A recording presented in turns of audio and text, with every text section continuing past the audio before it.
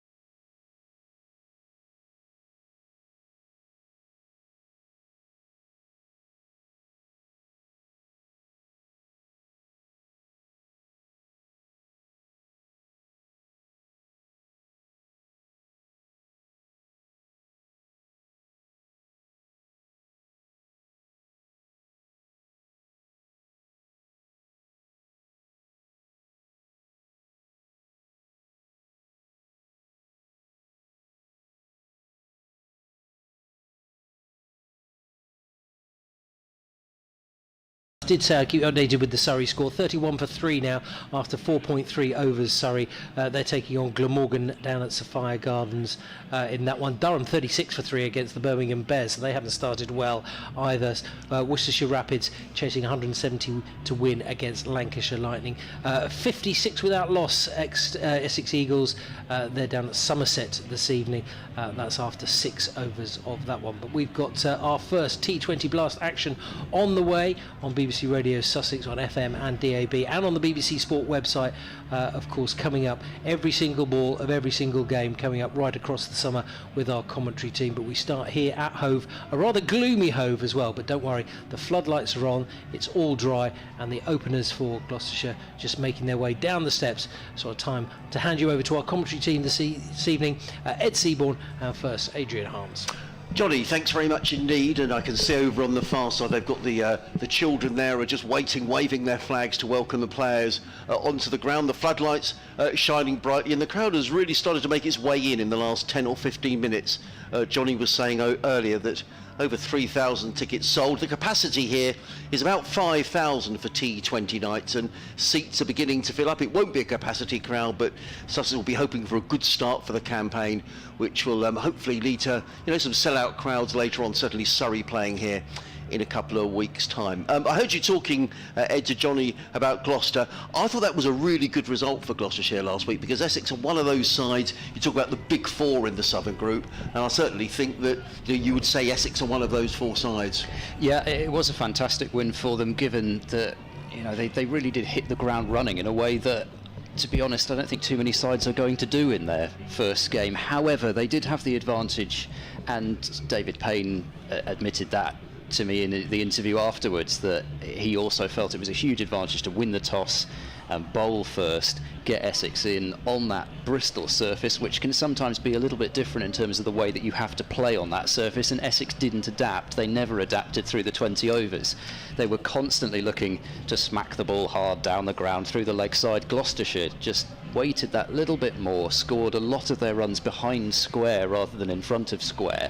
They scored over twice the number of runs behind square that Essex did, and I think that was key to their victory. They approached things a lot better in terms of, particularly with the bat. However, they're not going to have that advantage this evening because they've lost the toss, and they are going to have to bat first for the first time in the competition. How important is the experience of Cameron Bancroft, the Australian, at the top of the order, Ed? I think it's enormous, because Gloucestershire have maybe missed that sort of tempo setter at the top of the order in the T20. They had Michael Klinger for so many years, and he scored such a huge volume of runs, and I don't think anybody's going to burden Cameron Bancroft with being the Michael Klinger. However, there's the potential for him to be that sort of player, so he's going to be a big wicket for Sussex to get early on. Somebody like a Mills or a Robinson or a McAndrew is going to be lining up Bancroft, or particularly McAndrew, because they play for the same team in Australia, so I'm sure there'll be some bragging rights to be had there. But Bancroft, in terms of what he's done in the Championship especially, the runs sort of came probably after the game that we had here in the Championship. He scored 160 and 130 in back-to-back innings against Northamptonshire and Leicestershire, and he looked really good in the opener as well. So he's somebody who I think maybe settles the lineup a bit at the top of the order, which means that if he does go early, then we'll see. Well, the clock is counting down on the scoreboard, and it says now time to blast off. The two umpires have made their way out into the middle, Nigel Long and Mark Newell in their green outfits, and here come the Sussex side, led out very proudly by Tamal Mills, who's bouncing around as he comes. He's been really looking forward to this, Tamal. I spoke to him before the season started, and he said he was really excited. So fingers crossed things go well for Tamal tonight, and the two Gloucestershire openers making their way out as well. Cameron Bancroft and Miles Hammond in their yellow shirts. It's a great colour clash here tonight. We've got the blue of Sussex. They've got new shirts this season. They've got sort of like a yellow flash across the collar and across the breastbone, and Gloucestershire in their familiar colours of yellow. Now, who's going to open the bowling for Sussex? It looks to me as if it's going to be, is that Nathan McAndrews going to open the bowling? Ollie Robinson. Oh, it is Ollie Robinson. Sorry, got better eyesight than I have. As he comes wandering down towards her. You generally associate Ollie Robinson with bowling down the hill here at Hove, but obviously he's drawn the short score, and he's going to be bowling up the hill here at Hove. The field is just sort of getting themselves organised. The batter's dancing around, so we'll be underway. The clock says 18:59, and we'll be underway very shortly here at Hove in the first T20 of the season. So Ollie Robinson tosses the ball from hand to hand, and here we go. It's the blast for 2024, Sussex's first game, and Ollie Robinson to bowl. The very first ball, he's coming into bowl to Miles Hammond, and it's tucked by Hammond down to short fine leg, and there is no run. So one ball gone. But I heard Miles Hammond actually on a podcast I was listening to a few weeks ago, and he was saying how pleased he was that Gloucestershire won that first championship game of the season. He was in the runs as well in that particular game, and he's a fine player when he gets going, the left-hander. Robinson wanders back to his mark. There's just the one slip in place.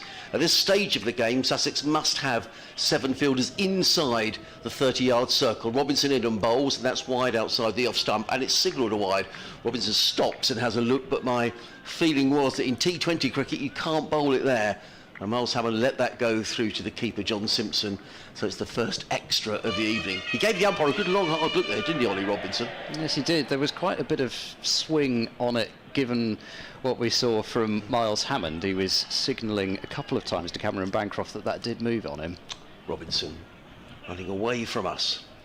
In and bowls and driven out. Oh, it's a drop. It's a drop in the covers. It was hit very, very firmly into the covers, but the chance has gone down. I think that is, let's see who that is when he turns around. I thought it was Tom Alsop first of all. It is Hughes.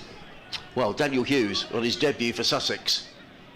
It was hit very hard by Miles Hammond, but it was straight to Hughes, and I think he'd be disappointed that that's gone down before he'd scored. In comes Robinson again, bowls, and that's a good delivery, and it beats Hammond. All ends up outside of the off stump through to keeper Simpson, and there is no run. But in terms of fielding standards, you know, everybody works so hard on catching. I just feel he got both hands on it, and he'll be disappointed not to have clung on. Yeah, I mean, it's cold out there. He shoved his hands right back into his pockets. Now that's a fair it's point. Going to take, you know, that he's not going to have that as an excuse, but it will take a little bit of getting used to, I suspect, these sorts of cold T20 nights. Daniel Hughes, I doubt he's had too many of this temperature. It's not like playing at the SCG. In comes Robinson, bowls, oh, and he beats Hammond again. That's a lovely piece of bowling by Ollie Robinson.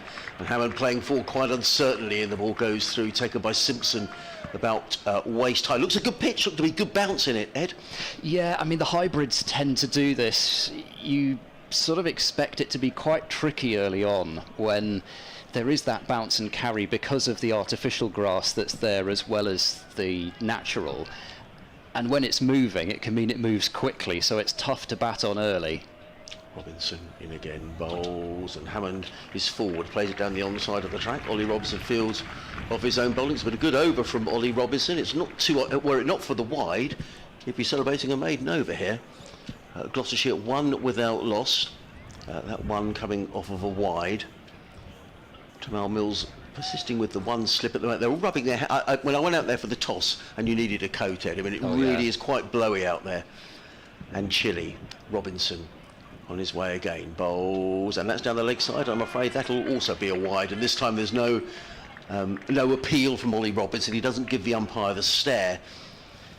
He knew that was going to be signalled as a wide. So Gloucestershire go to 2 without loss here on BBC Radio Sussex and BBC Radio Gloucester. Live commentary on the opening T20 Blast match of the season here at Hove. And Ollie Robinson bowling the first over. The lights are on, he's bowling up the hill from the sea end. He's in and bowls, and Hammond tucks this one onto the leg side and picks up the first run off the bat. It should only be a single as Ollie Carter comes running in from the wicket boundary to field. Indeed, it is just a single, and Ollie Robinson completes a very tidy opening over. Gloucestershire are 3 without loss, Sussex having won the toss and asking Gloucestershire to bat first. Yeah, just the sort of start you'd have expected really from Ollie Robinson, and I wonder how many overs he's going to get up front here actually. You'd almost be tempted, given the fact that Sussex have got so many seam options. They've got McAndrew and Mills as maybe frontline seamers, but they've also got the likes of Lamb and Hudson Prentice. Robinson's going to be at his most effective probably in the power play when the ball's moving about. Yes. So I wonder if it continues to go well, if he might not get even 3 overs up front. It's going to be James Coles though to bowl. Interesting. From the Cromwell Road end. So Miles Hammond is on strike. Bancroft yet to face. Coles with his slow left arm round the wicket, bowling to Hammond, who drives down the ground towards mid-off but won't get a run there. So Gloucestershire remain 3 without loss. Got the impression they were probably going to have to be a little bit more circumspect in their start this evening, just to see what this pitch is going to do. As Coles is round the wicket bowling, Hammond drives slightly aerially, but wide of the bowler. But again, only as far as mid-off, and there's no run. Hammond, not somebody who tends to like to sit on a score of 1 off 8 balls or such like. Coles is in. This is cut by Hammond and mistimed out into the covers, and again there is no run. Just a confirmation of that late change to the change from Gloucestershire. It was meant to be Marchand de Lange missing out for Ajit Singh Dale, but I understand Bo Webster has an illness, so it's not an injury, as this is driven back to Coles on the bounce. A crowd catch fooling some, and there's no run again. So not an injury but illness. Bo Webster, Gloucestershire's second Australian overseas player, is missing out tonight as Coles is in. This is driven by Hammond, knocked down by Coles. They're going to go through for a cheeky single as the ball deflects towards extra cover, and Bancroft will at last get to face his first ball, but only the 1 ball this over, and Gloucestershire only have 4 runs on the board, so it's a sluggish start. What they need to do, I guess, is make sure that they don't compound the issue by losing wickets. Bancroft surveys the field as Coles is in round the wicket to Bancroft. Reverse sweep, he's missed it, and it's taken behind the stumps by Simpson, who's charging round, and Gloucestershire 4 on the board after 2 overs. I thought, just before I even turned up here, I thought if Gloucestershire are going to get put in, because they are going to be, just the way it goes, you know, they win the toss in the first game, they'll lose the toss tonight. That's just the way it's going to be. You'd take even something like 40 for 1 after 6 overs if that were offered. I think this is less about run rate in the first 6 overs and more about keeping wickets in hand, and then maybe you actually try and launch through the middle overs. That was my read on things. Robinson coming in, bowls to Hammond, who is beaten outside the off stump, looking to drive down the ground. The ball goes through to the keeper Simpson, and there is no run. Tamal Mills, the new Sussex captain, applauds Ollie Robinson, and it's another dot ball. As Ed was saying, Gloucestershire 4 without loss in the 3rd over here on BBC Radio Sussex. Adrian Harms and Ed Seaborn under the floodlights at Hove. Always a great sight. 3,000 people inside the ground, wrapped up because it's a cold evening. As Robinson is in again, bowls, and Hammond hits this one firmly away. It goes out towards the sweeper on the cover back. There's a misfield. I think there was probably 2 there anyway, but it was a misfield in front of the clock tower scoreboard from James Coles. That's very unusual. He's a very good fielder, Coles, but I think it just goes to show sometimes when you run the first run fast, Ed, you put a bit of pressure on the fielder. Yeah, and also I think we talk so much about batting and bowling in terms of getting used to things again. Fielding as well. It's a different sort of fielding in T20 cricket. Robinson in bowls, and he rather tucks Hammond up. The ball bounces out onto the offside. We'll wait to see what the signal is from the umpire. He signals a leg by. But one more to the total. Gloucestershire go to 7 without loss. It's been very tidy from Ollie Robinson so far. He hasn't played a huge amount of T20 cricket in his career, but Tamal Mills was saying at the toss that with no test match cricket until July, Ollie Robinson's got quite a bit of time on his hands, really, so why wouldn't you want to play? He waits at the end of his run. Still the one slip in place. And Robinson coming into bowl to Cameron Bancroft for the first time this evening. He's in and bowls. And Bancroft is hit on the pad. There's a loud appeal from Ollie Robinson. The ball dribbles into the slip cordon. And there is no run, but it's another dot ball. Sussex in their blue shirts, black trousers. Gloucestershire in their yellow shirts and black trousers. Floodlights shining brightly. The outfield at Hove looks absolutely fantastic. Certainly done well with those blue bits of headgear that they've been giving. Yes, they do. To people. Goodness me, it's almost everybody's got one on in that stand there. In comes Robinson up the hill, bowls to Bancroft, who looks for the ramp shot. That's where he tries to play the ball over his head down towards the boundary. He misses out.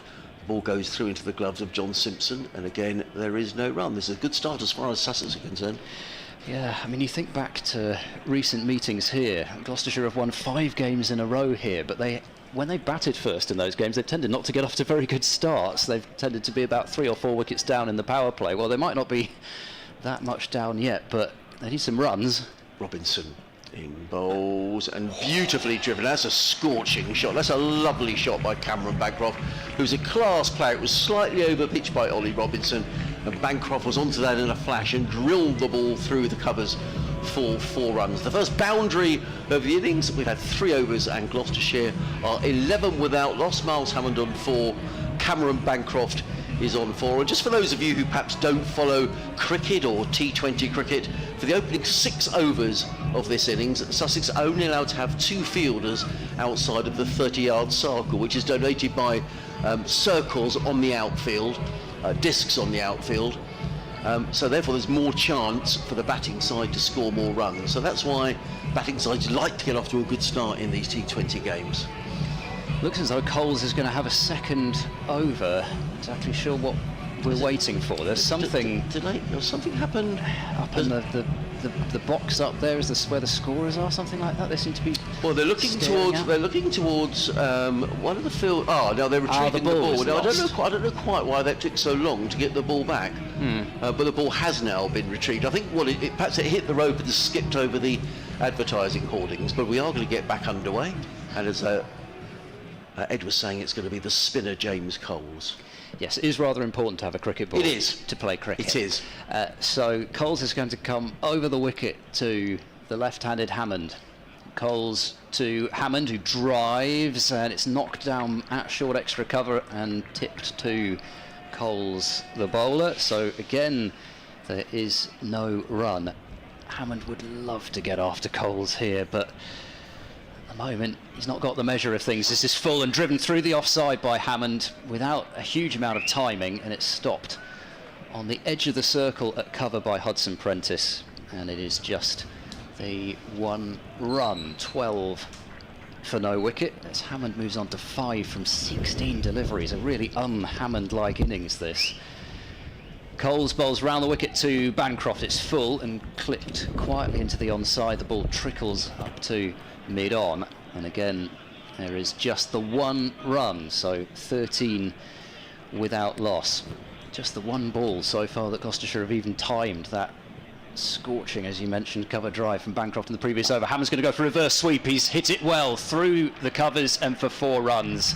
It's a shot that Hammond does like to play, and that was more of a reverse hit really than a reverse sweep. Just switched the grip and whacked it through the offside for 4. Yeah, beautifully played, wasn't it? And with the field up inside the circle, once it's got past the 30-yard circle here with only 2 fielders out, he just raced away for 4. 17 without loss. Coles is into Hammond. It's short and pulled away by Hammond round the corner. There's a chase on for the fielder. Oh, it's a tricky chase with the slope, and then having to slide across the ground, but he's done very well, as you say, Allsop. 2 runs taken, Hammond on to 11, 19 without loss. Gloucestershire just beginning maybe to break the shackles a touch. As Coles is into Hammond, it's a full delivery which is clipped through the onside this time, wide of mid-on. They'll take a single, and that's the end of that over. So 20 without loss after 4 overs. Gloucestershire looking to follow up from their victory yesterday against Essex, a win which certainly started the campaign in the right frame for them, and also doubly important because Essex were not just runners-up, but they were 4th place in the South Group last year, so you'd think maybe on paper they're one of the sides that Gloucestershire have to be gunning for if they're going to make a big leap this year and make it into the quarter-finals. And also, that was the only time that they will play Essex, so the only chance to get head-to-head points. So a big win yesterday, but they mustn't be hung over from that today. Not much time to recover. Nathan McAndrew, the Australian, is into the attack. He runs in around the wicket, and with that the bails blow off. And I was just going to say that it really is blowy down here. I'm looking at the trees that are surrounding the county ground here over. They're really swaying in the wind. The Sussex flag is billowing away on the clock tower scoreboard away to our right hand side. And these are not easy conditions, particularly to bowl in, and not nice conditions to watching. People are really wrapped up here this evening. As Nathan McAndrew runs around the wicket, comes in and bowls, and Hammond plays this away firmly into the offsides. A good tumbling save there by, is that Hughes? I think it is. And there is just a single to Hammond. He goes to 13, Gloucestershire 21 without loss. McAndrew makes his way back to his mark. He would have come from sunnier climes over in Australia, plays for the Sydney Sixers, I think, or is it the Sydney Thunder? It's the Sixers and the Thunder, isn't it? So these two, both now, he and Daniel Hughes, now teammates, Cameron Bancroft, who moved there this past Big Bash year. In comes McAndrew, bowls and pulled away. It was a short, in fact, it's Finn Hudson-Prentice who's in there at shortish mid-wicket, prevented the single, and he's rather lucky to get away with that. McAndrew. It was short, and Bancroft would be annoyed that he didn't pull that one away to the boundary for 4. I was having a look at the head-to-head bowler versus batter matchups, as they like to call them. Bancroft versus McAndrew, 24 runs off 25 balls in his career. He's never been out to him, but that's a strike rate of less than 100. That's a great stat. In comes McAndrew, bowls, and well, he's looking to thump that one down the ground, but he gets a big thick outside edge. The ball races down towards the dugouts at the far end of the ground. It was Ollie Carter who was chasing the ball around the boundary way up at the far end of the ground. He couldn't stop it going over the ropes, and a rather fortunate boundary to Cameron Bancroft. But in this form of cricket, well, in all forms of cricket, they all count, and Bancroft goes to 9, and Gloucestershire just started to step on the accelerator here. 25 without loss in the 5th. McAndrew coming over the wicket to Cameron Bancroft. He's doing on bowls, and Bancroft's hit on the pads. That looked to me like it was going down the leg side, and there wasn't an appeal from Nathan McAndrew, and they go through for a leg by. 26 without loss. Hammond on 13, Bancroft on 9. I was thinking actually in previous years when Sussex have played Gloucestershire and Sussex have got early wickets, there always seemed to be Glenn Phillips who would come in. Yes, 2 years in a row, wasn't it? The Kiwi who would smash the ball. Masterclasses, both of those years. Yeah. Extraordinary. And some of the best T20 knocks this year. He didn't get 100 in either of them, but it was arguably better, both of those innings, than hundreds for what they did. In comes McAndrew round the wicket, bowls, and that's the first 6 of the night. That's gone many a mile. That's a huge blow by Miles Hammond. That's gone about 20 rows back in the southwest corner of the ground, right in the slot there from Nathan McAndrew. And Miles Hammond just belted the ball over long on for 6. That was a super shot. And Gloucestershire go for 32 without loss. Hammond to 19. I've been patient here of Gloucestershire, and the Miles Hammond of yesteryear I don't think would have allowed himself to face 20 balls and still be there if he was finding it that tough, but that's a shot of authority. McAndrew in again, bowls, and this time Hammond makes runs and carves that one into the covers. There is no run. It's the end of Nathan McAndrew's over, an over that cost 12 runs, including the lead by, and Gloucestershire are 32 without loss at the end of the 5th over here on BBC Radio Sussex. Adrian Harms, Ed Seaborn on commentary duties here. Hammond on 19, Bancroft on 9. Just a reminder that Sussex won the toss and decided to bowl first.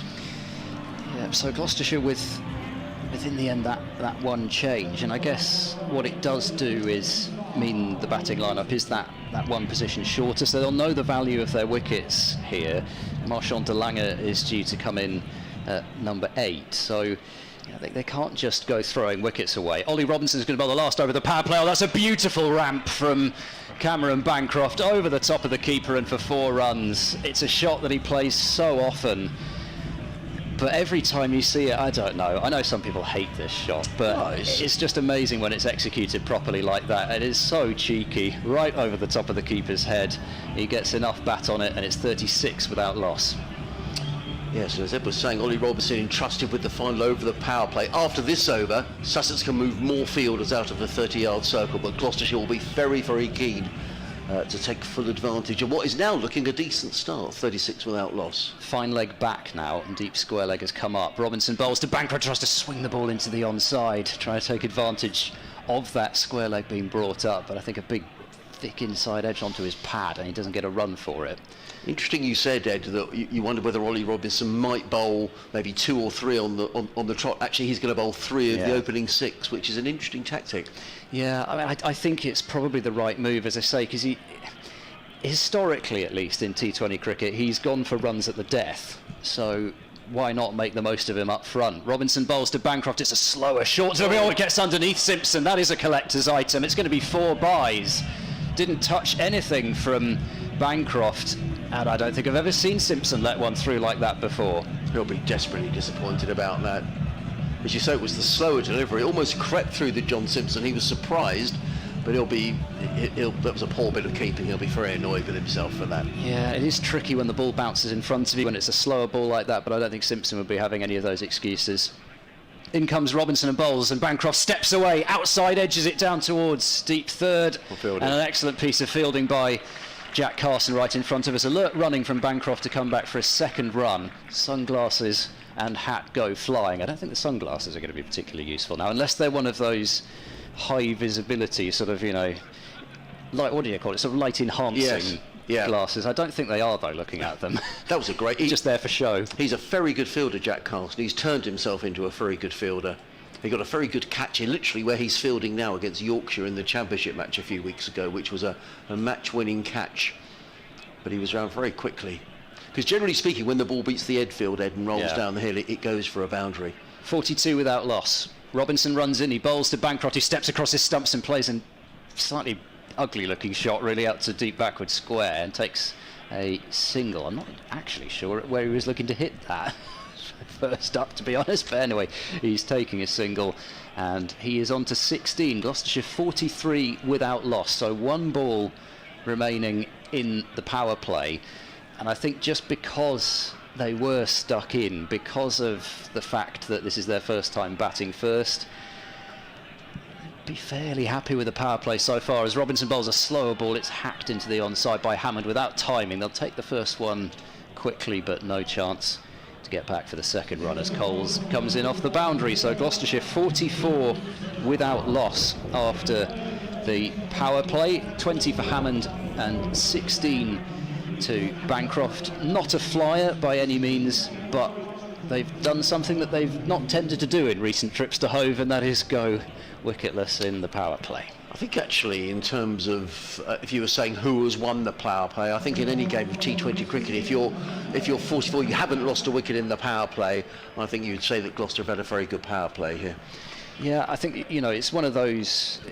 If they lose a couple of wickets soon after the power play, then it might be a different story. But whilst they have those wickets in hand, they'll be pleased.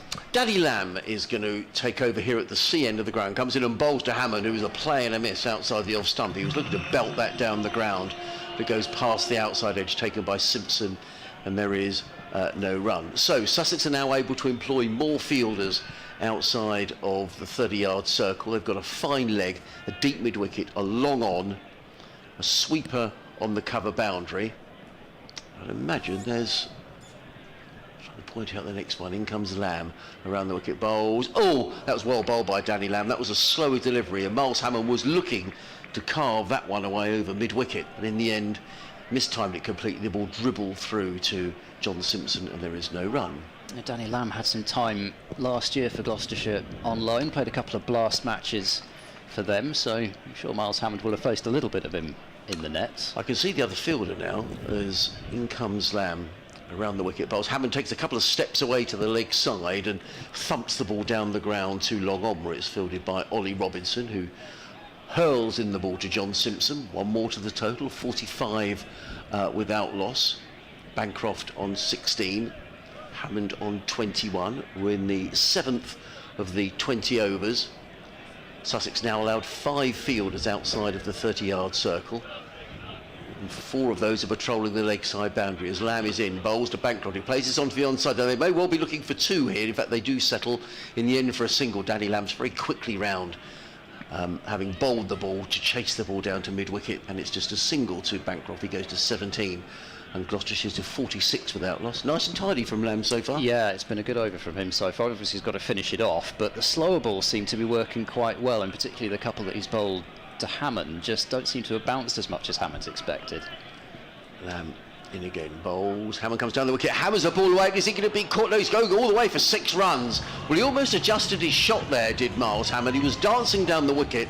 Danny Lamb dropped the ball in short, and Miles Hammond pulled the ball away over backwards square leg and into the crowd. That was a terrific shot by Hammond. He took a hand off the bat there He did. as well. I mean, he didn't have a particularly strong grip with the bottom hand that went flying off it, and that has gone a long way. He goes to 27, Gloucestershire 52 without loss.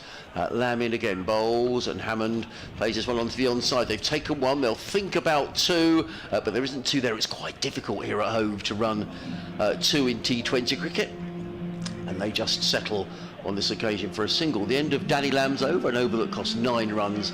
At the end of the 7th over, Gloucestershire are still to lose a wicket. They're 53 without loss. Hammond on 28, Bancroft on 17. So we've not seen anything of Tamal Mills yet. No. So I saw him warming up a couple of overs ago, but yeah.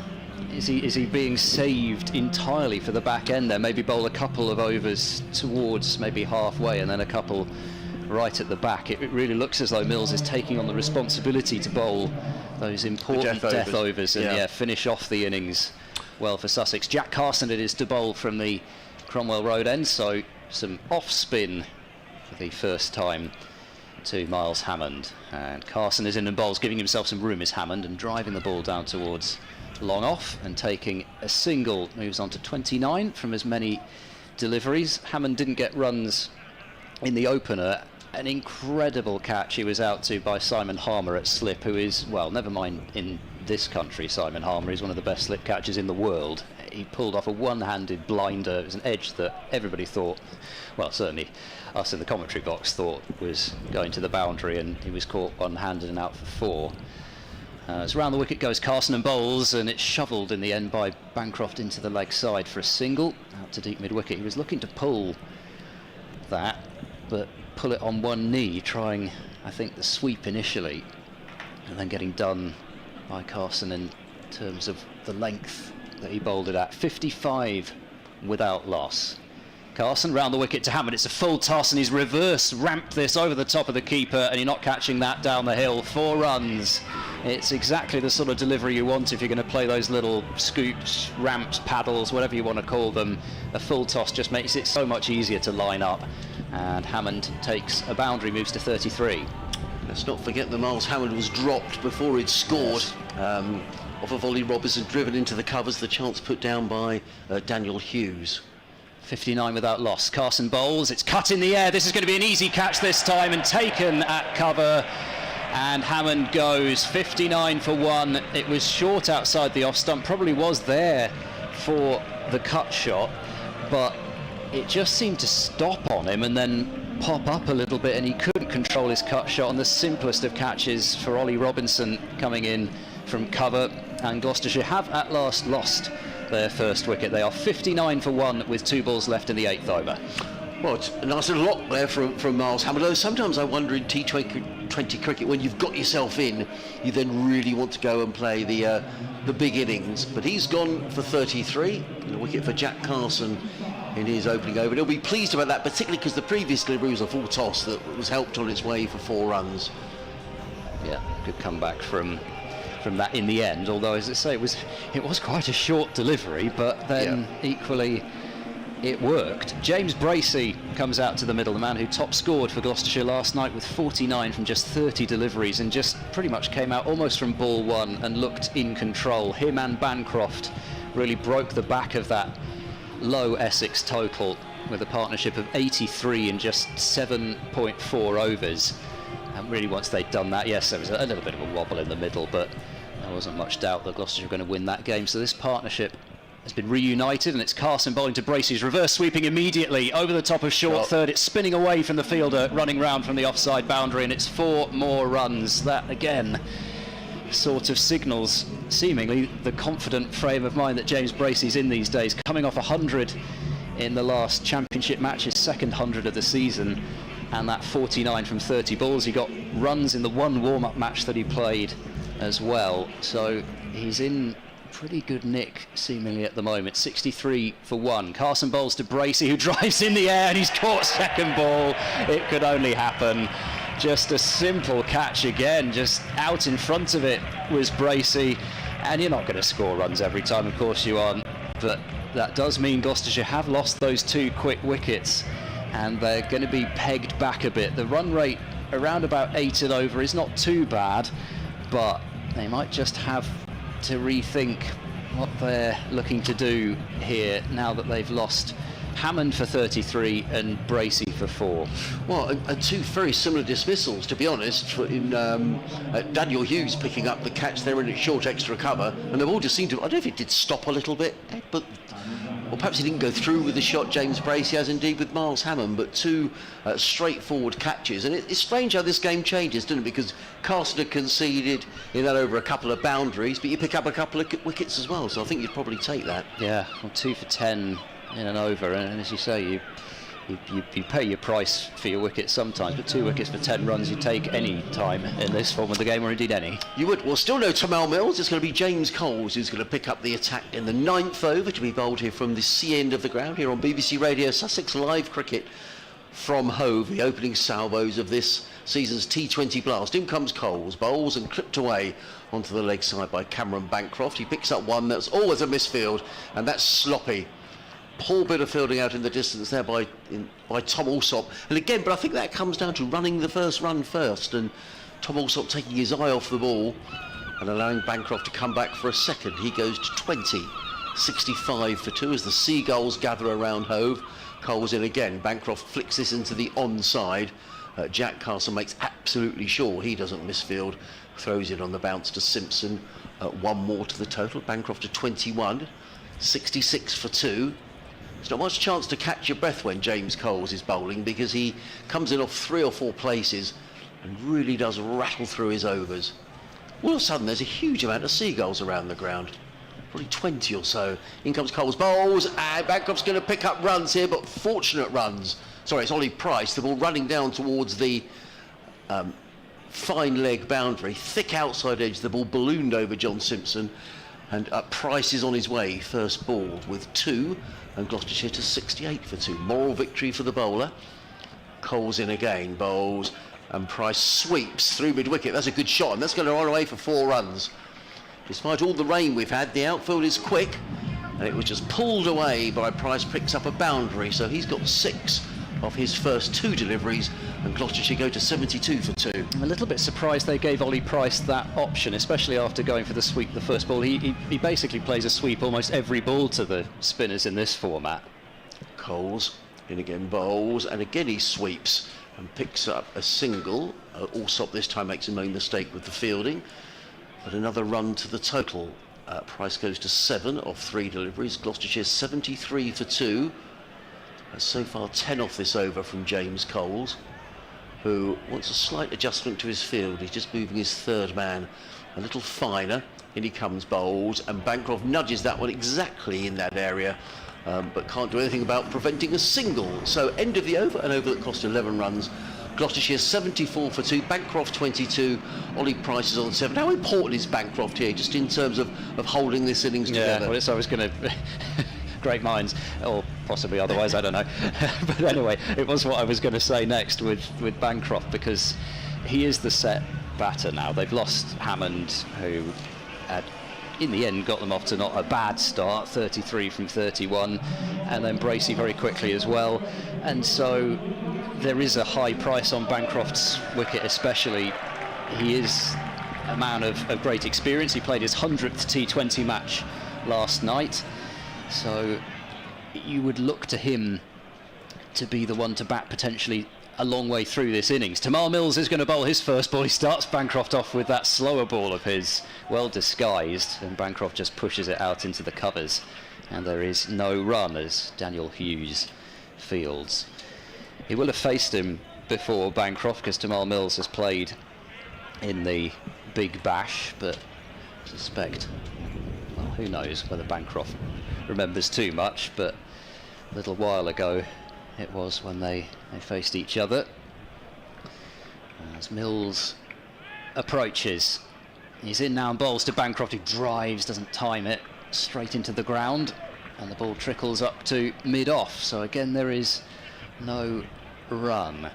So Mills is going to bowl 4 of the final 11 overs. So yeah, you know, they've got themselves to a point, Sussex, where one of their main strike bowlers has, you know, over a third of the overs remaining to bowl, and they've got through 3 overs of James Coles for just 21 runs. So, you know, they've bought themselves a bit of time there, Sussex. Mills bowls to Bancroft. It's short, pulled away in the air. He's not timed it, and he's going to get away with it because of the fact he hasn't timed it. It drops well short of the 2 fielders out on that leg side boundary, and Bancroft gets a single, 75 for 2. He tried to get hold of that short ball in a similar fashion to Miles Hammond, but not to be. But as I say, he at least managed to cloth it. Yeah. Cloth it well enough that he wasn't caught. Yeah, I thought for a moment that Hudson Prentice was carrying all the way to the boundary. Ollie Price then to face. John Simpson is sort of directing operations from behind the stumps with Mills bowling. You feel like it's a lot of work, isn't it? Yeah, it is. Captaincy, keeping wicket in this form of the game, everything happens so fast. Mills bowls to Price, has he edged it? Yes, he has. He's walking. He's caught behind by Simpson down to his right, and Gloucestershire have lost a 3rd wicket in pretty quick succession. Tamal Mills has struck. All Price was looking to do was to try and fiddle a single down fine on the offside. It's a shot that you see so often in this form of the game, but sometimes you just feel, you know, the risk of playing with the outside part of the bat against somebody with the pace of Tamal Mills when you're only looking to find a 6, so often doesn't pay off. Price has gone for 7, and Gloucestershire are now 75 for 3 with their captain Jack Taylor walking to the middle. And it just goes to show how wickets can change everything in T20. 59 without loss. We thought Gloucestershire was certainly in the ascendancy. 75 for 3. You know, I think it's about evens. We're halfway through. 10 overs gone. Still plenty of batting to come for Gloucestershire. But as you were saying, Tamal Mills with this over and then 3 more up his sleeve as well. Good catch by Simpson, actually. Yep, it was travelling. Yes, it was. Mills with a left arm over angle, meaning that he had a fair bit of ground to make up to his right hand side. So Jack Taylor is to face. Ben Charlesworth, Graham Van Buren and Marchand de Lange in terms of the batting that Gloucestershire would like to see. I don't think they would want too much further than that. So it's Jack Taylor to face, and Mills is in, bowls to Taylor, and he just turns this one quietly towards short mid-wicket. This is a good captaincy from Tamal Mills to have. Of course, I erroneously said Simpson was captain. That was force of habit. But no, but interestingly, I think when Mills is bowling, he has to effectively. Simpson seemed to take over. Then he was definitely directing the leg side field. Yeah, apologies for that. No, that's all. Is that blue sky at the far end, or is it? Does seem to be a little bit of it in amongst all the murk. Yeah.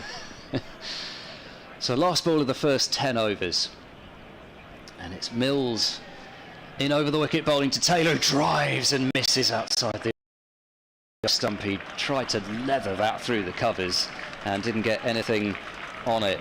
So 75 for 3, you'd have to say probably Sussex are just on top at the moment. And Gloucestershire could do with sort of Jack Taylor special that he has produced a few times on this ground as well. We were mentioning Glenn Phillips in those 2 games in 2021 and 2022. Jack Taylor it was who kept him company in both of those. And on this ground last year, Jack Taylor scoring Gloucestershire's fastest List A 50, 50 over, 40 over, 45 over, all those lumped into one.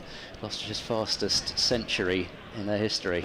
In comes Coles, bowls to Bancroft, who nudges the ball down too long on, fielded there by Finn Hudson-Prentice. If you're just joining us here on BBC Radio Sussex, a good evening. Adrian Harms and Ed Seaborn, your commentary team here on a gloomy night in Hove, the opening match for Sussex in this year's T20 Blast. Sussex winning the toss, asking Gloucestershire to bat first. We're exactly halfway through the Gloucestershire innings. In comes James Cuttles, the young left-arm spinner, 20 years of age, and Taylor just plays it back down the offside of the track, and there is no run. Coles again just runs in from 3 or 4 paces around the wicket, bowls and hammered away through the offside. There's going to be a couple of runs here, certainly one. Oh, just the single as the throw comes in. Good bit of fielding out there by Ollie Carter. Prevents a second run being taken. Ollie Carter in the side tonight at the expense of Tom Clark, who would have been expecting to open the innings, but Clark out with a shoulder injury. Coles in again, bowls down the leg side. There's an appeal from John Simpson, who I suspect was trying to kid the umpire that there was a bit of glove on there, when in fact it was down the leg side, and that's signalled a wide in this format of cricket. Coles in his blue shirt in again, short, hammered away through the offside by Bancroft, picks up his 25th run. I think James Cole's probably a little fortunate to get away from that. It was short and it rather sat up. Yeah, possibly having seen how Hammond was out, Bancroft was a little bit more hesitant with that one. And in most cases, that would be the sort of long hop, as you say, that you would be looking to hit for 4. Coles in again, bowls, and forward comes Taylor, plays it down the ground, picks up another single. The boundaries have slightly dried up here for Gloucestershire. They're keeping the scoreboard ticking along. 80 for 3 in the 11th over. James Coles in again, bowls and pulled away. Just as I say that, it's a ball down the leg side. It's helped away down towards the boundary on the bottom end of the ground, down towards the Cromwell Road end. And that was a poor delivery to finish the over from James Coles. It was arrowed towards leg stump. It was just helped away around the corner by Taylor, who picks up a boundary, and the total goes to 84 for their apologies. It was Cameron Bancroft. He's on 29. Taylor is on 2. We've had 11 overs gone. The current run rate is 7.6 an over. He rather goaded him into that, did Yes, Bancroft. He stepped across the stumps and sort of, oh, go on then, bowl my leg stump out. Well, the bat was in the way there, so Bancroft picking up a boundary off the last ball of Coles' spell. That will annoy him a bit, the fact that he's finished on that. However, 4 overs for 30, I think he would certainly take. He's given his captain a lot of options. It's Mills to continue, bowling to Taylor. It's short, cracked away by Taylor over mid-wicket, and I think that has just gone all the way. It has. He picked the gap anyway. If there'd been a fielder standing at deep mid-wicket, then that would have been a catch on the boundary, because it only landed between the advertising boards and the rope. However, Taylor knew where he was hitting that and has started off this new over with a 6, 90 for 3. Noticeable this year in the first 2 matches at any rate, Gloucestershire seemed to be trying to give Jack Taylor just a little bit more time. He tended to come in more down towards 7 in previous incarnations. I think they know he likes to have a few deliveries just to get himself in before he then tries to launch, as Mills bowls to him, and this is turned up towards mid-on. They possibly could have pinched a quick run there, but Taylor was slightly off balance and they don't go through for that run. I remember seeing him hit a very quick half-century at Eastbourne a few years ago in a 50-over match, and the ball disappeared to all parts. I think it's because of his prolific form in the 50-over tournament, the fact that having those extra deliveries has shown what he can do. I mean, obviously we know what Jack Taylor can do in T20 cricket, but I think maybe now he does like those few extra deliveries, so they've got him up the order. Slower ball from Mills, and he's played it right into the ground, and then asks if he can pick the ball up for Mills, and being a nice chap, Mills says yes, go on then. There's no run. I think the ball sort of wedged between his leg, actually, between the pad and I thought it was trousers. in his pad flap to start with, but then it went down onto the ground. It's a dead ball if the ball is lodged in the pad flap. This is about even, isn't it? I would say at the moment 90 for 3 in the 12th over in a T20 game. Yeah, a lot depends on how long Bancroft stays there, and can somebody like a Jack Taylor or a Charlesworth or a Van Buren play a really good cameo at the end here. Mills bowls to Taylor. It's trying to whip this one round the corner, and I think it has been signalled wide in the end. It's a little bit difficult to see with the umpire turning sideways and then Bancroft in the way, but in the end it has been signalled wide. I thought for a moment Mills might have got away with that, because Taylor did move across and then Mills kind of fired it down the leg side on him, but there's not much leeway in this form of the game, so umpire Nigel Long deciding that is a wide. 91 for 3. So still 3 balls left in this 12th over. As Mills runs in and bowls to Taylor, a full delivery, and again he squeezed it right into his pad and down at his feet. And he will pick the ball up for Daniel Hughes coming in, but this is good work from Mills after the short ball didn't work first ball of the over and went for 6. He's only gone for 1 run since. And that's the experience that I guess playing international T20 cricket brings you. And actually he was on the BBC commentary last night of the T20 as well. So was he last night? Yes, he was last night from the Oval, yeah. Unfortunately, alongside tune in Michael Vaughan. with my own game, but here comes Tamal Mills bowling to Taylor, who pulls behind square on the leg side, but will just get a single to deep backwards square. Taylor moves on to 9, and Gloucestershire to 92 for 3. There are bits and pieces of blue sky, Ed. I mean, there's an awful lot of dark, horrible-looking cloud, which I think in any other day you would say, well, it's going to tip it down with rain, but miraculously it hasn't, and we're just getting these little holes in the cloud now, and almost a little bit of sunshine. Yeah, it was forecast, I think, to get a little bit clearer as the evening went on, but now it won't matter too much. It's still very windy out there, though. In fact, it's just blown off John Simpson's cap as Tamal Mills was running into bowl. So I don't know whether it's not quite the right size, or it just shows you it's just how very windy. It is, yeah.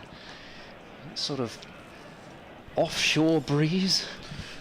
Well, you've got the trees billowing away out there and the flag on the clock tower scoreboard. Mills bowls a very slow delivery to Bancroft, who drives, didn't make very much of that at all as it skews out towards cover. So 8 runs off the over, despite the fact that the first ball went for 6. Gloucestershire are 92 for 3 with 8 overs remaining. So can they score at close to 10s for the last 8? That you feel would get them to something really quite competitive, 170, something like that. But equally, particularly nowadays, you sort of never feel comfortable with anything less than about 160, 170. And yet, if you look at the history of games between these two sides here, they've tended to be lower scoring. 150, 160 isn't a terrible score. Yeah.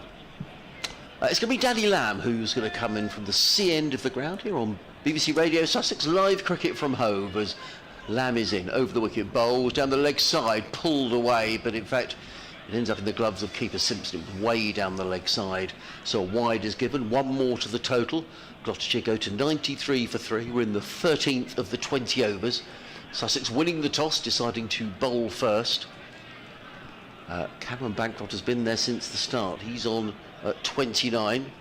Miles Hammond 33 at the top of the order, but here comes Lamb, over the wicket, bowls, and forward comes Taylor, plays it onto the onside. They've taken one. I think they'll come back for a second run. Hudson Prentice is in very quickly from long on, but he couldn't do anything about that, and it was well played by Taylor, nicely judged, because it's not easy to pick up just a couple of runs here at Hove, particularly with the ball running down the hill as well towards the fielder. He knows that Cameron Bancroft is very quick between the sticks, though, so Bancroft was the one that was going to have to run to the danger end there, and it was well taken. 95 for 3. Lamb in again, bowls, and Taylor pulls it onto the leg side. This time it will just be a single, as James Coles comes running in from underneath the clock tower scoreboard, gets in the throw. 1 more to Taylor. He goes to 12. 96 for 3. He's not always had a great deal of the strikers, Bancroft. He's still only faced 25 deliveries, and you think Hammond, who opened the batting with him, faced 31, and he was out in the 8th over. Lamb running away from us in bowls to Bancroft, who just dabs this down onto the leg side and picks up a comfortable single. Danny Lamb, who bowled the ball, then runs to mid-wicket and retrieves it, but not before Bancroft has gone through for another single. He goes to 30 off 26 balls. Jack Taylor 12 off 12. Gloucestershire 97 for 3 in the 13th over. These slower balls still aren't getting through at all, are they? Had to wait for an eternity, Cameron Bancroft, just to hit that really not very far at all. Lamb again. Up the hill from the sea end in bowl, short, cut away by Taylor into the offside. The throw comes in from Hughes, who misses the stump, shying at the non-striker's end, but the batters have clearly got through for a comfortable single. The total goes to 98 for 3. Taylor on 13, Bancroft on 30. Sussex are allowed 4 fielders inside the 30-yard circle at this stage of proceedings, and all 4 of those are on the offside in an arc. Lamb in again, bowls and tucked onto the onside. They'll be looking for 2 here, but they won't pick up a second run. It's straight to Tom Alsop, who's in very quickly from the deep square leg boundary. He gets in the throw on the bounce to John Simpson. 1 more to the total, 1 more to Bancroft. He goes to 31, and Gloucestershire to 99 for 3. Just been very happy to tick things over in this. They have. They haven't taken any risks at all. They have got a decent number of runs off it. In comes, yes, 7 so far. In comes Lamb, bowls and pulled away by Taylor onto the onside. It'll just be a single as Coles emerges from the boundary down on our right-hand side. Gets in the throw. So tidy enough from Danny Lamb, but by the same token, as Ed was saying, Gloucestershire will be very pleased to have picked up those 8 runs in the over. They go to exactly 100 for 3.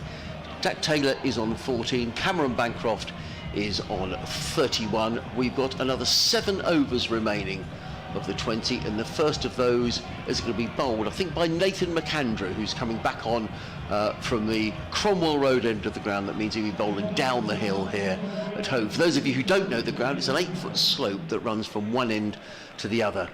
And McAndrew will be running straight towards our commentary box from that end of the ground. So McAndrew has 3 overs left still. Jamal Mills has 2 overs, so there's a big chunk of your remaining 7 overs left. Ollie Robinson's also got 1. The fact that Coles was able, and I keep mentioning, if he was able to get through those 4 overs is critical. This is short to start with from McAndrew. It's swatted away through the onside, but mid-on gets around, and it is just a single. 101 for 3. It's good fielding actually by Ollie Robinson. He's a big man, and he was round very quickly there, and crucially got the throw away very quickly that prevented any thought of a second. To be honest, I hadn't actually noticed that it was Ollie Robinson until you mentioned it. So with that sort of longer corner towards long on, he might be kept potentially quite busy, especially if Jack Taylor really does get his eye in, because that is such a strong area for him. Bancroft facing up on 31, and McAndrew's in and bowls across his stumps. He's bowled. The leg stump has, I think, been broken in 2. Snapped in 2, yeah. It's broken leg stump. You don't see that very often.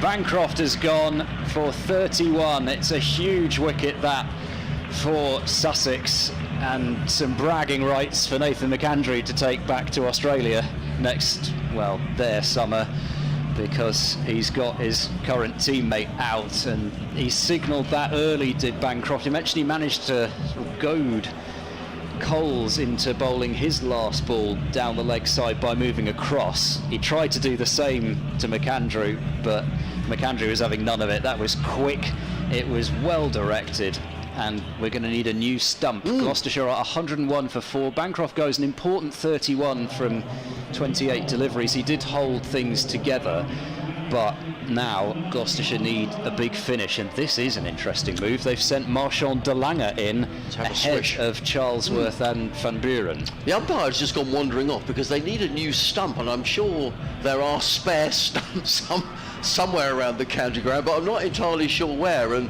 I'm sure that's the ground staff are hunting away in the groundsman's hut at the far end of the ground for another stump. I would imagine you have sort of spares. But well, it'll need to be red, obviously, for the sponsors. Oh, there they are. Well spotted, Johnny. Yeah. There we go. Here he comes. So they have got a spare, but it did snap in half, didn't it? Yeah, I don't think I've ever seen that before. I don't think I've seen one snap in 2. I can remember seeing a little bit off the top break off. Normally you see, you know, where it gets a bit maybe weather beaten, but that one must have had some sort of a weakness in it and snapped in half. Yeah. So umpire Newell is just going to replace leg stump, and Marchand de Lange watching that happen, and he will face up. He didn't get to bat yesterday, wasn't required, but you tend to know. So is this the way that de Lange is going to play? And he'll, for those who don't know, he'll have a swish, will he? He is not going to be somebody who's going to take 5 or 6 deliveries to get himself going. He'll go. He looks like a big fella. Pretty early on. He hits the ball an awfully long way. It doesn't always come off, but equally Gloucestershire seem to be seeing this as a shot to nothing at this stage to try and get their innings really moving. So McAndrew it will be to bowl to the hulking South African, and it's McAndrew in bowls, and de Lange drives in the air straight to cover, and McAndrew is on a hat-trick. De Lange can't believe what he has done, and Daniel Hughes this time does hold on, having dropped that one earlier on. Well, it might be a shot to nothing. It is nothing that Gloucestershire have got, because de Lange has gone for a golden duck. It's 101 for 5, and things really do seem to be swinging very much towards Sussex now. Well, absolutely. I mean, 59 without loss to 101 for 5. Good bowling by McAndrew. You know, he pitched the ball up. He's got his short extra cover in there, relatively close. The ball again seemed to sort of slightly bloom towards him. It was a well taken catch. And Sussex will feel they're in the ascendancy now, Ed. Yeah, it was always going to be a move that potentially could have given Sussex a wicket as quickly as that. You were hoping, from a Gloucestershire point of view, that he would get at least 1 or 2 away, just maybe to ease the pressure a little bit on Jack Taylor and mean that he could take another couple of overs before he started to launch. Now they're sort of in a position where they need Jack Taylor to stay there, but equally Ben Charlesworth can't get out quickly either, and it is Ben Charlesworth to face the hat-trick ball. Oh, well, let's see what happens. That's very kind of you, Ed. Let's see what Nathan McAndrew does. The Australian, his first match of the season here for Sussex. Can he pick up a hat-trick? He comes into bowl to Ben Charlesworth around the wickets. It bowls, and Charlesworth nudges that one nicely down to deep backward square. They pick up 1, they'll think about 2, but James Coles is in very quickly to prevent anything more than a single. Charlesworth on his way with a single, 102 for 5. I just wonder now whether the Gloucestershire tactic might be to think, well, 150 here at Hove. You never quite know. There's been games we've commentated on where it's been there or thereabouts. Yeah. You have to give yourself something to bowl at now, don't you? You can't risk being all out 130. No, that's not going to be enough. Isn't going to do it. No, so, it's not. Yeah. Here comes McAndrew bowling to Taylor, a slower ball which is dinked into the leg side, backward of square, and 1 run taken out to the sweeper means it's 103 for 5. Mentioned yesterday that all the sides that batted first lost across all 5 opening day Blast fixtures. You look tonight, Nottinghamshire batting first for the first time this year. It's their first game, bowled out for 154. Durham have been bowled out for 101. Again, goodness me, what a terrible start to the year that is for Durham in the Blast. As McAndrew bowls to Charlesworth, who cuts away in the air. It'll fall well short of deep point and just be a single. So 4 runs from the over and 2 wickets for McAndrew. A terrific comeback for him. Gloucestershire are 104 for 5. But the theme continues really. I think it's the hardest thing of everything coming into a tournament where you've had no preparation at all. We were playing 4-day cricket, 4 days ago? Yeah. And most teams have only had a sort of quote-unquote second 11 game or 2 to really get themselves going. But they won't have played in this configuration. Not all of these players will have played together, and some of them won't have played at all in those matches. And I think pacing a first innings, getting used to working out what's a good score, what sort of position we need to be in after, say, 5, 10, 15 overs. I think that is something that does come a bit more with practice. 6 overs to go here on BBC Radio Sussex. Danny Lamb around the wicket, comes in and bowls to Charlesworth, who plays this in the air through mid-wicket. They've taken 1, they'll think about 2, but the second run isn't there. That's an excellent piece of fielding by Ollie Carter, coming running in from the deep mid-wicket boundary, and arrowed a throw over the stumps to John Simpson. Charlesworth to 3, Gloucestershire 105 for 5 in the 15th of their 20 overs.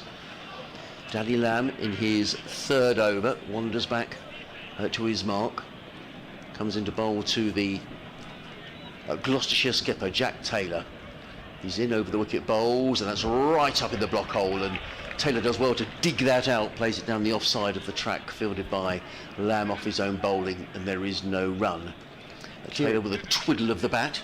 Curious to see how Ben Charlesworth plays when he gets back on strike. He's somebody who has been incredibly destructive in the past. He had a 19-ball 50 last year in just his 3rd T20 match. In his first match, he scored the highest score by a Gloucestershire number 6. In comes Lamb, bowl short, hammered away by Taylor. That's a super shot, but it rather sat up. It was too short from Danny Lamb, and it was absolutely belted away through the covers, or through extra cover, by Jack Taylor. The ball raced away over the boundary ropes for 4 runs. Good shot. He goes to 20, and you feel much depending here now on the Gloucestershire skipper. 20 off 18 balls. Gloucestershire to 109 for 5. Yeah, with Bancroft out, the baton very much passes to Jack Taylor. Lamb, number 10 on the back of his blue shirt. He's in and bowls. Oh, and Taylor, well, that was a slower delivery. Good bowling there by Danny Lamb. He took all the pace off the delivery, and Taylor was through the shot before the ball had arrived. Went through to keeper Simpson, and there is no run. I've been impressed with the Sussex bowling. I've also been impressed with the way they fielded, and their organisation in the field has been quite impressive. Hasn't been quite this way in the last couple of years, but everybody seems to know exactly where they should be and what they're doing. And that's virtue of having a couple of more experienced players out on the field. Lamb runs away from us. Bowl. Taylor takes a couple of steps down the wicket, drives, hammers the ball as far as Ollie Robinson at mid-off. It would have been a single anyway. Robinson didn't field the ball cleanly, but it didn't matter. Taylor goes through for another single. He goes to 21, and Gloucestershire to 110 for 5. Yeah, McAndrew had his hands held up to Robinson, saying, hold on to the ball anyway. Coming around the wicket to the left-handed Ben Charlesworth, who's 3 not out of 3 deliveries. He's in and bowls, and Charlesworth pulls this away onto the leg side. They're going to take 1, and I suspect that's all they're going to take. It's a relatively short boundary on that leg side, so just a single to Ben Charlesworth, who will retain the strike at the end of the 15th over. He's on 4, Jack Taylor is on 21. Gloucestershire 111 for 5 here in the opening match for Sussex of the T20 Blast. We'll give you all the scores in the other games during the interval here with Johnny Cantor. Keep right up to date with what's going on elsewhere around the country. A bit of lighter sky drifting in from the downs in the distance, so despite the grey overcast conditions, it's stayed dry, and hopefully we're going to get through. I think we should. If you're Gloucestershire at the moment, I think you almost want it to stay the way it is now. You don't want that situation where it's kind of the sun's half coming out and then going in, and it just makes it even harder to try and pick up the likes of Tamal Mills, who's coming in to bowl to Charlesworth. Mills is in, it's a short ball. Charlesworth clatters this away for 6 runs. Oh, well held. Hard and flat. Did he catch that? No, I don't think he has. It's gone behind him, and I don't blame him. That was going like a rocket. He tried a one-handed catch to a ball that was probably travelling at about 80 miles an hour off Charlesworth's bat. That was brave, and I think it's, as I say, a good job that he missed it, and the person behind him picked it up out of the hospitality tent. 6 runs for Charlesworth. Sometimes in these events, if you catch the ball that goes over the boundary, you win a prize. Well, he'd have deserved a prize, that fella, because that was going like a rocket. Might have been getting more than a prize. A trip to Broken A&E. finger, I think, yeah. 117 for 5. Mills bowls to Charlesworth. Another short ball. He's top edged this as Charlesworth, and it's gone absolutely nowhere out towards square leg, and they take a single. 118 for 5. This transformation of Ben Charlesworth from somebody who only played red ball cricket for several years. He made his county championship debut for Gloucestershire back in the 2018 season. He was very young when he made his debut, but didn't play any T20 cricket at all until last year, and became the first Gloucestershire batter to score 250s in his first 3 innings in the T20 Blast. But it's shots like that you just didn't see from him last year. He's got his first championship 100 now this year, and Gloucestershire need him to produce a few more of those lusty blows if they're going to get up towards that sort of 160 mark. Jack Taylor to face on 21 as Mills is in to bowl to Taylor. It's another slower ball. He tries to clip it round the corner, does Taylor. He will take a single to short fine leg, but that is all. 119 for 5. In fact, it's a leg by. You'd have thought from here, if Gloucestershire thought if they could score at 10 and over for the last 4 overs, it gives them 160. It means you're in the game here at Hove. Much less, and I think you're struggling. Sussex will think if they could keep Gloucestershire to 160, that's okay. Won't be chasing many more, I don't think. Yeah, I think especially because of the fact that it will then mean that Gloucestershire have had a very quick finish. Yes, indeed. Yeah, bit of impetus. Exactly, into halfway. Mills to Charlesworth, and it's a slower delivery. Charlesworth has waited for it and just knocked it through the covers for a single. Wasn't looking to do anything more and just rotate the strike. 120 for 5. Charlesworth on to 12. And it's a good attack, the Gloucestershire attack. You were talking about David Payne with Johnny a little earlier. I mean, it wasn't that long ago that David Payne was in the England T20 setup, so he's a fine bowler in this format. Well, he's told me recently he still harbours hopes of getting back into that England white ball setup. And a 4-wicket haul for him in the opener as well. 2 wickets in his first 3 balls. Mills bowls to Taylor, who's got a bottom edge, and he's going to get 4 for it. He did not mean to send that ball there. Mills bowling it into the block hole, and Taylor, he was looking, I think, to flick it away on the onside, but certainly not between the keeper and short fine leg, and he gets 4 runs. 125 for 4. No, 124 for 5, sorry. Was that 13 off the over? Gloucestershire needed a big over. And that's just the nature of the game, isn't it? I mean, it's a fortunate boundary. Ollie Robinson is waiting for the ball to come back. He's just down below us here at fine leg. As we get a glimmer of sunshine across Hove, and the weather is improving all the time. Long shadows being cast. I think the applause might have been for the sun, actually. Sussex actually finished this game, or after this game, they have 4 away games on the trot, which is very strange, isn't it? The way the way the schedule works out. 3 of Gloucestershire's first 4 games at home. In goes Mills. Last ball of this 16th over is a short ball which is shovelled into the leg side by Taylor. He will just get 1 out to square leg, and it's 125 for 5. 4 overs remaining. Taylor 26 and Charlesworth 12. They do still have Graham van Buren to come, but then it's the bowlers, Matt Taylor, David Payne and Ajit Singh Dale. The one thing that the late change does mean, the fact that Webster misses out, whereas De Lange was meant to miss out, it does mean that Gloucestershire have that extra bowling option. So and pace as well. Yes, exactly, and 2 genuine quick bowlers to go with the 2 in Payne and Matt Taylor, who took the 4-wicket hauls each in their opening match. So, you know, you might feel, okay, if they had the previous configuration of their side, they might need 170, but maybe they can sit a little bit easier. They've got the bowling. Ollie Robinson into the attack, pulled away. It's a full toss. He's lucky to get away with that. It's pulled away down to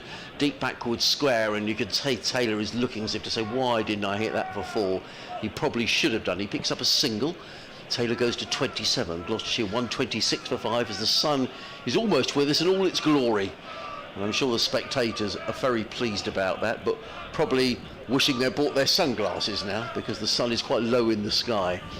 As Robinson comes in around the wicket this time to bowl to Ben Charlesworth. He's in, and Charlesworth plays it in the air down to long off, literally down in front of us. And Finn Hudson-Prentice runs in, number 33 on the back of his blue shirt, and throws the ball to keeper Simpson. It's just a single. Charlesworth to 13, 127 for 5.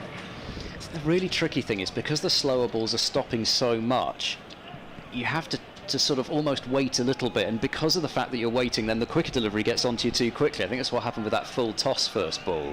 Robinson in bowl. Taylor pulls away onto the onside. They've taken one now. They're going to think about 2 here. I'm not. Oh, no. That was well advised, because Hudson-Prentice was to the ball really quickly. And these 2 just deciding a single will do. Well, want to lose a wicket here if they could. Say these 2 are now in. Charlesworth's on 13. Taylor on 28. Gloucestershire will have their eyes on 160 from here, I reckon, with 3 overs to go after this. You usually only get about 7 or 8 balls to play yourself in this format, especially towards the back end, and then you've got to go. Robinson around the wicket bowls, and Charlesworth digs that one out, plays it through mid-wicket, picks up another single. Good tidy stuff from Robinson, with the exception of the opening ball of the over. Just 4 singles off it, 129 for 5. I think the good thing for Robinson is that his length balls are working quite well. He hasn't really had to resort to bowling bumpers or Yorkers or anything like that. And when you've got somebody who's so steady in their line and length as Robinson is, I think he's got that almost comfort blanket of knowing he can just bowl his normal length. In and bowls to Taylor. Taylor pulls away. I've lost track of that completely. It was gone for 4 runs. Now that one was a little too short from Ollie Robinson, and Jack Taylor had been waiting for that, and he's far too good a player to miss out. Despite there being 2 fielders on the leg side boundary, they were bisected, the ball right in between the pair, and Taylor picks up another boundary. The Gloucestershire skipper goes to 32 of 26 deliveries. Gloucestershire to 133 for 5. Robinson, final ball that he'll bowl in the match, in and bowls, and driven back down the ground by Taylor. Robinson fields off his own ball. He appeals, I'm not entirely sure what for. Looked to me like a bump ball. It is the end of the over. 133 for 5. Taylor at 32, Charlesworth on 14, and Ollie Robinson finishing his 4 overs with figures of 0 for 26. I think that's going to be in the end. 133 for 5. I think he was hoping, Robinson, that the umpire might just think that it had come off Taylor's boot and up into the air, but I think it's fairly clear that it didn't, from the fact that nobody else appealed. So McAndrew returns, so you'd think 2 overs of McAndrew from the Cromwell Road end and 1 over probably of Mills from the C end. He could go Danny Lamb, who's been pretty good this evening, but you suspect Mills probably it will be. Anyway, McAndrew to bowl now, a short ball which Charlesworth pulls away in front of square, but he's not got it far enough in front of square to take more than a single. 134 for 5. Charlesworth would probably like that delivery back as well, because it was fairly similar to the ball that Taylor put away from Robinson in the previous over. It was short, but it didn't really get up a huge amount, and there was a lot of room in front of square on the leg side, and there still is for Jack Taylor. There's nobody in front of square on the boundary on the leg side apart from quite a conventional deep mid-wicket. Long on up inside the ring. And here comes McAndrew to bowl to Taylor, and Taylor swings this into the leg side behind square and for 6. It carries just over the boundary as deep square leg tried to run round. It only made it into the first row, but again he placed it to Jack Taylor, and he's done that with both the 6s that he's hit. Actually, they might have been caught if they'd been fielders knowing exactly where they had to stand, but he's picking the gaps. 140 for 5. Taylor 38 from 28 deliveries, and good knock. He got 16 balls to try and inflict what damage he can. Gloucestershire to 140 for 5. McAndrew runs in and bowls to Taylor. It's a length ball. It's pulled away towards that same gap, and this time the dive from fine leg is unsuccessful, and it is 4 more runs. Really difficult for us to see because we're having to stare right into the low sun over there, but it did just beat the fielder, and it's 144 for 5. Yeah, not a great delivery that, was it? It was down the leg side. He rather helped himself. So 6 and a 4, and 11 off this over so far. We were saying Gloucestershire will think 160 will be a good recovery, but actually they may have their eyes on a few more, particularly if Taylor carries on like this. So 11 off the first 3 balls this over. McAndrew bowls a slower ball which Taylor slams along the floor, but only as far as mid-off. It's probably a better delivery from what we've seen. Those slower balls working well. Simpson needs to get a new cap. He does. Or one just that fits. Just go without the cap for a moment, but he keeps losing it. Need to chase off after it. Well, sometimes you see the umpires having to do that. Yes, It's even more undignified as the umpire, but they've usually got a different hat to switch to. They're so well prepared. McAndrew bowls good Yorker. Very little that Jack Taylor can do about that other than squeeze it out to deep mid-wicket, and he takes 145 for 5. The cut-off time is 8 minutes away, so they have to start the last over in 8 minutes. They should be all right. Make that. I've noticed that's another thing. First game of the season, you're a bit rusty on that sort of thing. Do you get through your overs quickly enough? But I think Simpson especially has been sprinting very good, fast between the overs. He's been making sure Sussex have got through these. McAndrew bowls to Charlesworth, who tries to slam the ball down the ground, but he's not going to get a run as it's fielded up at mid-on. So sort of a theme we've seen a few times of Gloucestershire getting off to a really good start in an over, and then Sussex pulling it back just one run off the last 3 balls of that McAndrew over. 2 overs left in the innings, and Gloucestershire are 145 for 5. Yes, that was very good by Nathan McAndrew. When your first 3 balls have gone for 11, you do think this could be... Often you can see this in T20 cricket, you get an over that goes around the park, but he did well to drag that back. So, just 2 overs remaining. The first of those is going to be bowled by Danny Lamb, who's 3 overs so far have cost 24. If you've just joined us on the radio this evening, a very good evening. BBC Radio Sussex. Myself, Adrian Harms, Ed Seaborn, and Johnny Cantor's going to guide you through the break here at Hove. It's the first T20 of the season for Sussex. Gloucestershire started their season last night and won. Sussex will be looking to start on a winning note tonight. In comes Lamb, bowls down the leg side, and it's signalled as a wide, taken by John Simpson, and there is no run. Gloucestershire 146 for 5. Jack Taylor on 43, Ben Charlesworth on 15. Sorry, Armsy, I suspect that McAndrew, therefore, is probably bowled out now, and that Mills will complete from the far end as we look at it, the Cromwell Road end. Good partnership of 45 between this pair. In comes Lamb, bowls, hammered away. Is he going to be caught? No, he's not. It's played onto the leg side. Good bit of fielding out there by James Coles.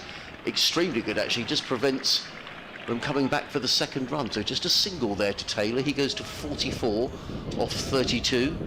Partnership worth 46 between this pair. It's been a good partnership as well, Ed. Yeah, it's been one that Gloucestershire have needed. They lost 2 wickets in 2 balls with a score on 101, and so they've added 46 now, these 2. The weather's clearing up all the time to the north of the ground where the downs are. There's lots of blue sky away in the distance as Danny Lamb runs away from us. Bowls to Ben Charlesworth. Charlesworth hammers that down. Good shot. That's an authentic cricket shot, and that's 4 runs. That's beautifully played. It was over pitched and just drilled down the ground by Charlesworth. That wouldn't have been out of place in a test match. That was a lovely shot. Never was that anything. Always going to be 4 runs. He goes to 19, and the Gloucestershire 150 is up. 151 for 5, and the 50 partnership between these 2 as well. When you see him play in 4-day cricket, you always feel he looks at his best when he's playing dead straight like that. Excellent shot. With the mid-off was up inside the circle. No chance of cutting that off. Lamb around the wicket again, bowls to Charlesworth, and this time what he gets, that's the luck of T20 cricket. If you're going to swing hard, and he did exactly that. Big thick outside edge. The ball races away down to third man for another boundary. 155 for 5, and Charlesworth goes to 23. Yes, beauty and then agriculture in 2 balls from Ben Charlesworth. That really was an attempted mow from him, trying to help the ball over the leg side. And well, he'd be a bowler in this form of the game. We say it so often. You bowl a decent delivery and it goes for 4. Lamb in again, bowled. Charlesworth down the wicket, and he's going to help himself down for just a single on this occasion. Ollie Robinson coming running in from long on, gets in the throw to Danny Lamb, and Charlesworth has to settle for a single. He goes to 24. 156 for 5. 1 ball remaining in this, the 19th over. Then there will be 1 more over for Gloucestershire, who I think, from having been 101 for 5, would have probably settled for this. Yeah, it swung backwards and forwards, hasn't it? And Gloucestershire, well, can they get themselves to 170 in these last few deliveries? Lamb in bowls. Taylor hammers that away. That has gone miles. That's gone over the clock tower scoreboard. That is a big hit by Jack Taylor, right over the clock tower scoreboard. And is that his half century? It is. Yeah, it is. I'm just waiting for the scoreboard to come up with the stats. 50 off 33 balls with a monster blow, and this over has now gone for 17, and there's still another ball to go. 162 for 5. What a hit that is. That's gone miles. This has borne out the reason you get Jack Taylor some more deliveries this innings. In comes Lamb, bowls, and he's at it again, drilling a ball round from the offside. Hudson Prentice needs to get round very quickly. He does. Good stop by Finn Hudson Prentice, but not before Taylor comes back for a second run, and that's 19 runs off that over from Danny Lamb. An expensive penultimate over Gloucestershire 164 for 5, having at one stage been 101 for 5. We were speculating, Ed, that they might settle for 150, well, they're well past that, and you almost feel now that anything a bonus runs here for Gloucestershire. Yeah, I think, you know, they would hope even with a bad last over they're going to get to 170 at least, and who knows, that might still not be enough, but it is very much something to bowl at, because you know, we've seen that there is enough in this surface for the bowlers. It's not an absolute flat track belter that you can bully the ball on. I think it's been a really good pitch so far. There's been something in it for the batters when they've got it right, and there's been something in it for the bowlers as well, just to be honest, as we saw yesterday at Bristol. Last over being started by Tamal Mills, and he's been carved by Charlesworth off the back foot through the covers, and they're only going to get a single for that in the end. He didn't hit that particularly well, but he did pick the gap between extra cover and mid-off. I thought maybe they might get back for a second. However, potentially Charlesworth is thinking, I'm just going to leave this up to the skipper, who's maybe seeing the ball particularly well now. Charlesworth onto 25. It's 165 for 5. I'm trying to search back to see if I can find when Jack Taylor's last 50 in the blast was, and I'm having to go back quite some way. 5 deliveries left in this innings. Mills bowls, Taylor picks this up over the leg side, should be caught at deep square, and is. That is a pretty comfortable catch for the fielder on the boundary. Doesn't really have to move, and Taylor is gone. Yeah, I think that's Finn Hudson-Prentice over there. But you say it was straight to him, wasn't it? Pick the ball up, we'll wait for confirmation of that. But a good knock by the skipper, 52 off 35. Been Danny Lamb. Well, possibly at deep backward square. Hudson-Prentice and Lamb are the 2 fielders out there, I think, but yeah, I think it's... But it was a very unfussy catch, wasn't it, when it was straight to him? Yeah, I mean, he did, he picked him out. He's found that gap between deep backward square and fine leg a few times in this innings, as Jack Taylor. You were right, it was Danny Lamb. Well done, you. Straight to the fielder. So Graham van Buren comes out to the middle, Gloucestershire's Red Bull skipper, in a rather different situation from the one that he usually finds himself in. Just a handful of deliveries left in the innings. He was at the crease when Gloucestershire won their opener, but only faced a few balls there as well, as he's clonking the ball high in the air down the ground first ball, and should be gone, and that is another catch. Tamal Mills is now on a hat-trick, as that was catch is taken by Hudson-Prentice down at long on, and Graham van Buren has come and gone. So, well, I said they'd get to 170 even with potentially a poor last over. Well, now they need 5 off the last 3 balls if they're going to do that. It's strange how things change. So the new Graham Van Buren even is gone for a duck, and a good last over, as Ed was saying, as far as Sussex are concerned. And Charlesworth rather marooned at the non-striker's end, having batted very well, 25 off 15 deliveries. Yeah, exactly. So, you know, Matt Taylor it is who's come out to the middle, by the way, and you kind of feel maybe Matt Taylor, does he give himself one ball Could to try and get Charlesworth on strike? Second time in the evening that someone's been on a hat-trick. Nathan McAndrew, now Tamal Mills. In his first game as Sussex skipper, he comes running in down the hill. He bowls to Taylor, who helps it to backward points the shot. Well, it was straight to Tom also, but it bounced before it got to him, and Taylor goes through for a single. I thought for a moment Tamal thought he'd got the hat-trick. His arms were in the air. Wasn't far off. It wasn't far off.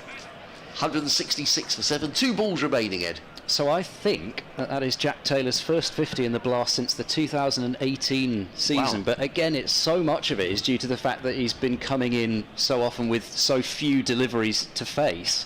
So he hasn't really had the chance to get to many 50s. 2 balls left. Charlesworth is on strike. It's what Gloucestershire want.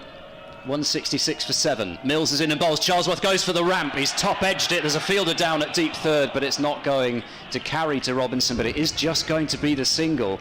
He was looking to lift it over fine leg, was Charlesworth, and the ball skewed out onto the other side of the field. And so, good over 167 for 7. This is a terrific over from Mills to complete the innings. What's his figures now? 3 for 25. I make that with 1 ball left. 167 for 7. Can Matt Taylor get Gloucestershire to that 170 mark.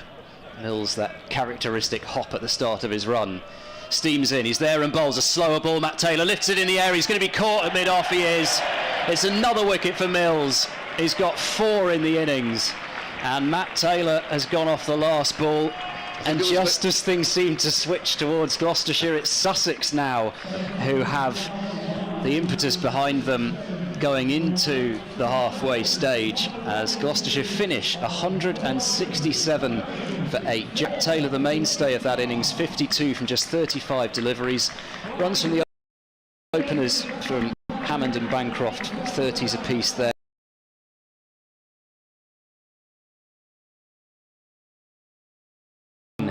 Deliveries, but I think this is going to be a score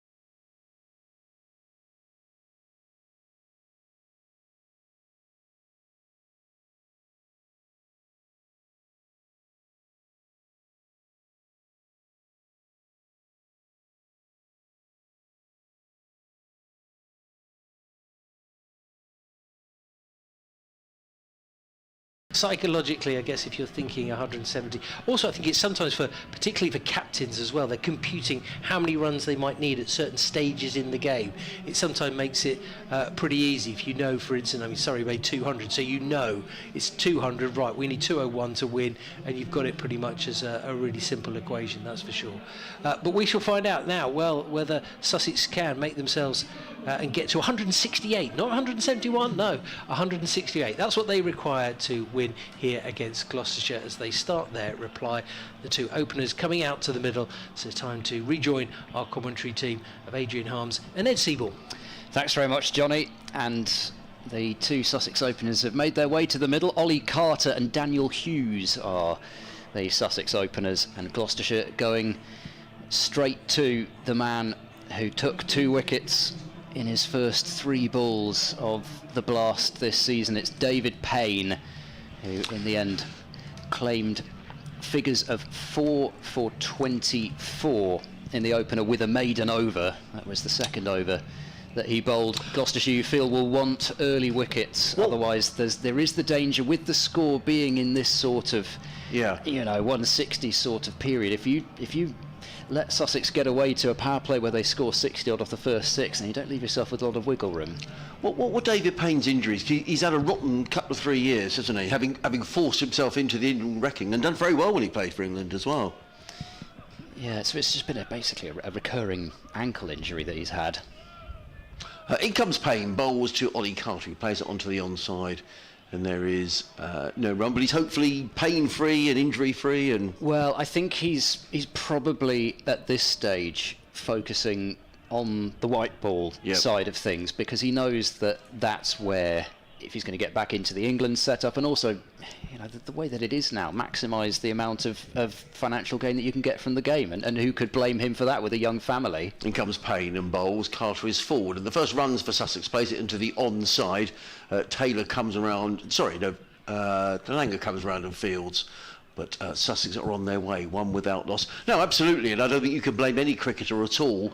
If you're looking to make money out of the game, you want to play franchise cricket. I don't think you can blame anybody for that. And I think he's afraid that if he pushes it too much in red ball cricket, that he will just do the ankle completely. He's already had 2 surgeries on it, so you do just feel.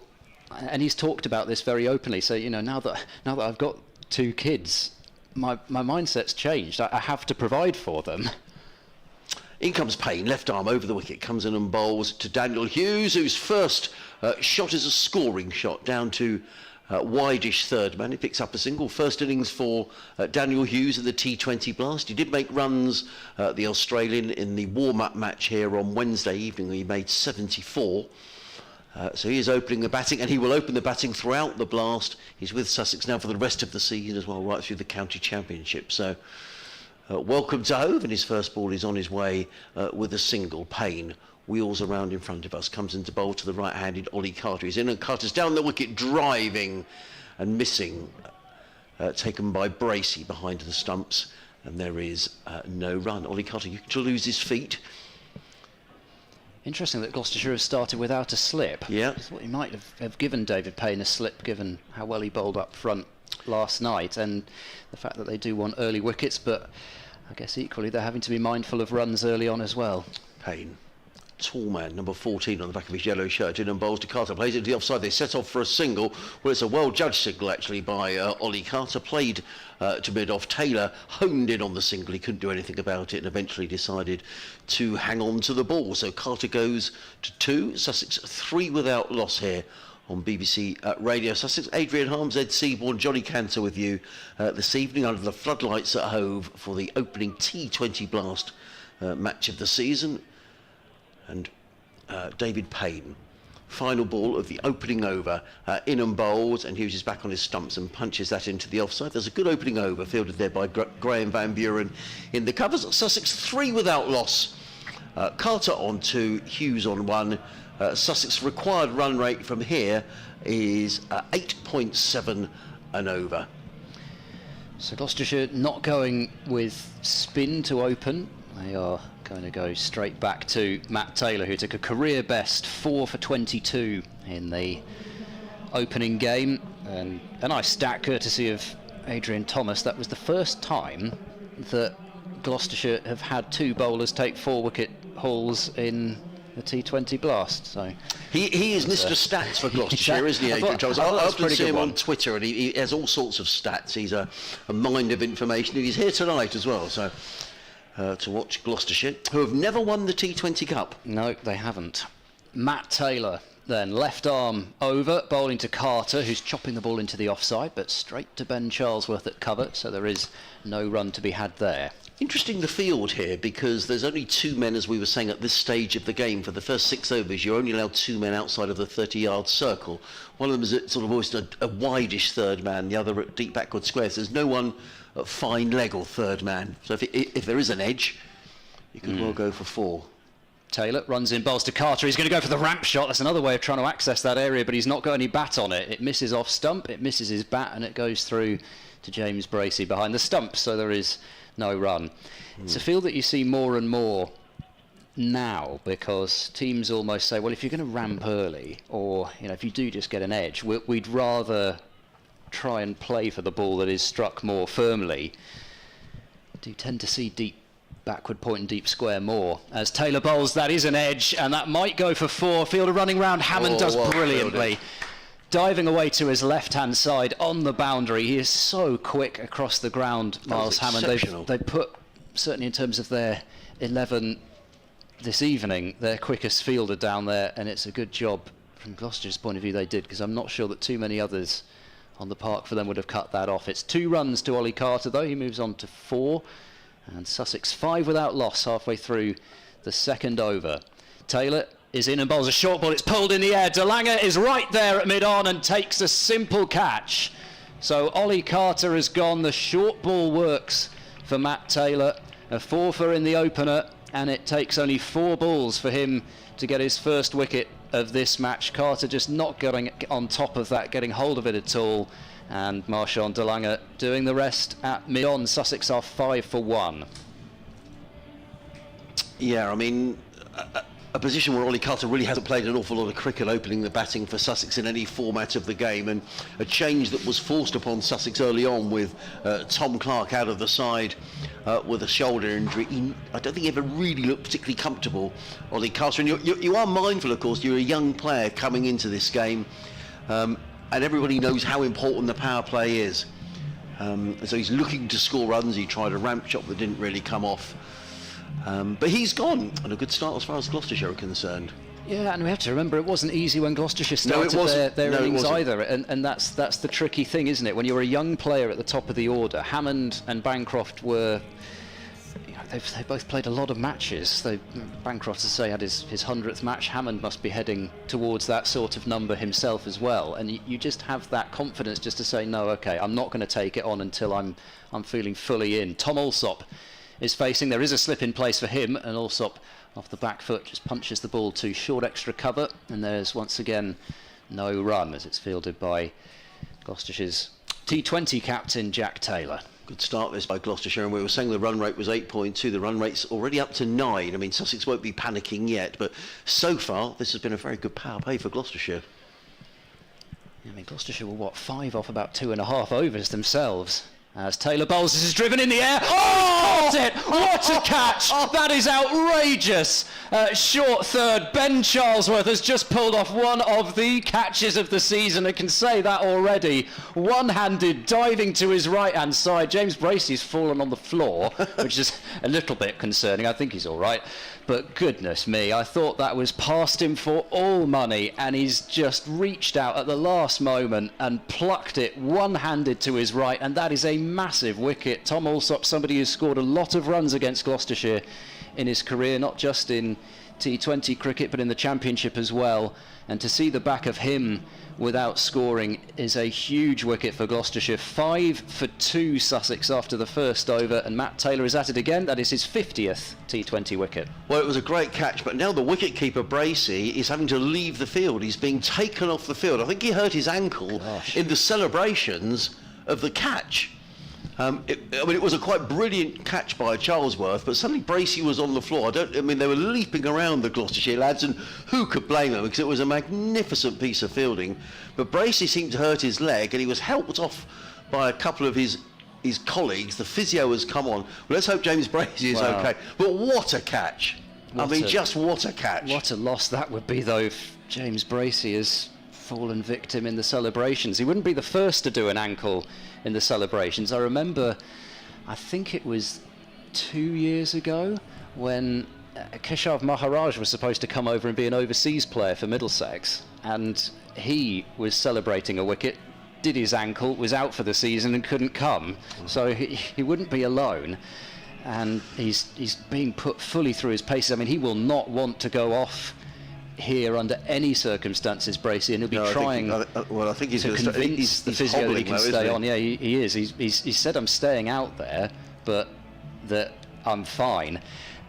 Well, we'll wait and see. Gloucestershire do have, I guess, a ready-made replacement in their side, in the fact that Cameron Bancroft can keep wickets. So that's the only saving grace. So they've actually got somebody with a lot of keeping experience that they could put behind there. It's not as though, they'd have to go with somebody who'd never fielded the position before. However, with the season that James Bracey's having, they cannot afford for him to go down. Well, he looks okay, Ed. He's going to carry on anyway. Well, after all that excitement, probably the catch of the T20 blast we've seen in the first game. That was magnificent. Well, it's going to be Singdale who's going to pick up the attack for Gloucestershire. Now, he's quick, running in from the C end of the ground to bowl to the left-handed Daniel Hughes. He's in and bowls down the leg side, and he starts off with a wide, taken by Bracey, who is struggling behind the stumps. He's limping around. I wouldn't be a bit surprised to see him go off. The way he got up there from having taken the ball, but I think it was in the celebrations he hurt himself. Yeah, it was strange, wasn't it? Because he didn't it wasn't as though he was jumping for joy, and it was almost like he ran into somebody. Well, he's hopping up and down now behind the stumps. Let's hope he's okay. Singdale running away from us up the hill from the C end of the ground. He's in and bowls to Hughes, who pulls onto the leg side, and that's going to be a first boundary for Daniel Hughes in the blast. And in Sussex colours, it was too short from Dale, who wants a change in the field. But to be honest, you're going to bowl there down the leg side, you're going to get hit for runs, and he does go for 4 runs. So Sussex on their way, 10 for 2. But what an over that was from Taylor, picking up those 2 wickets over Ollie Carter, and then just a quite spectacular catch by Ben Charlesworth. He's a very strong puller of the ball as well as Daniel Hughes. That's something that Sussex fans will come to know. Singdale running up the hill, away from his bowler, wide and a 4. The ball comes in, hammered away, and that's going to be, I thought it was going to go for 4 runs, but there is a fielder sweeping on the cover boundary, prevents anything more than a couple of runs. Hughes goes to 7 and Sussex to 12 for 2. Here on BBC Radio Sussex, live cricket from home. If you just joined us, it's the first T20 of the season. Next Friday, if you join us, Johnny Cantor and I will be at the Oval for a match between the old rivals Surrey and Sussex. That game's starting at 6:30. In comes Dale running in over the wicket. Bowls pulled away by Hughes. It was in the air momentarily. I thought he was going to be caught. But it wasn't. It was mistimed by Hughes, who looked at the bottom of his bat, and there is no run. What stat are you looking up there? You see a catch like that, and you almost think that anything's going to be caught, don't you? Oh. So you doubt yourself that a ball is away from a fielder. Well, I was just looking. This is Singdale's 4th T20 match, and 2 of them have been at Hove. He played in this fixture last year and took 2 for 36 from his 4 overs. Former Hampshire man comes in and bowls, and he wraps Hughes on the pads. The ball dribbles out to backward point, and it is just a single. The total goes to 13 for 2. There's lots of talk around fast bowlers around the country, and I've heard Singdale's name mentioned in dispatches. Not at the moment for England, but certainly, someone who's being looked at. I'm sure Luke Wright, formerly of Sussex, who's the England selector.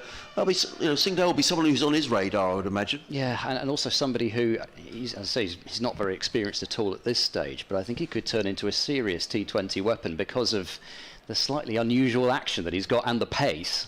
In he comes, bowls, and Coles drives nicely to mid-off. They're going to need to be quick here. In fact, Charlesworth...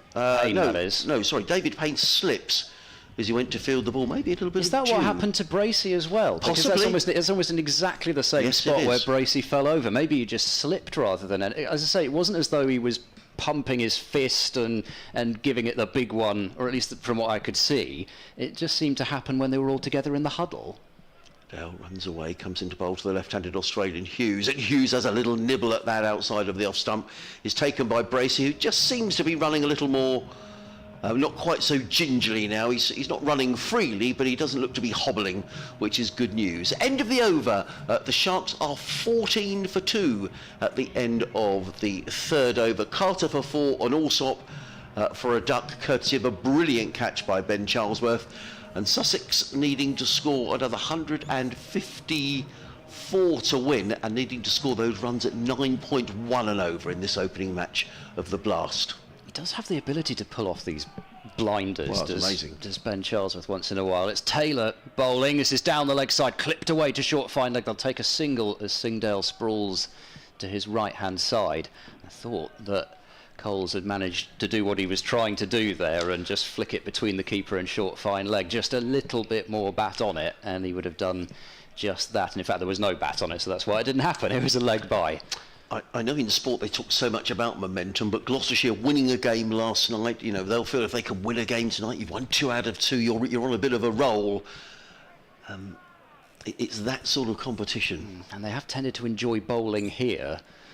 Round the wicket goes Taylor, bowls to Hughes, a short ball, Hughes pulls it away, but it will only be a single to deep square leg. Again, it's that shot that he's so strong on, Hughes. 16 for 2.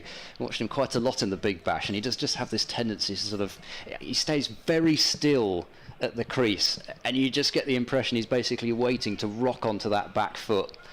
And anything that is slightly short, he's good at picking up balls that are even sort of on his thigh and playing the horizontal back shots through the leg side.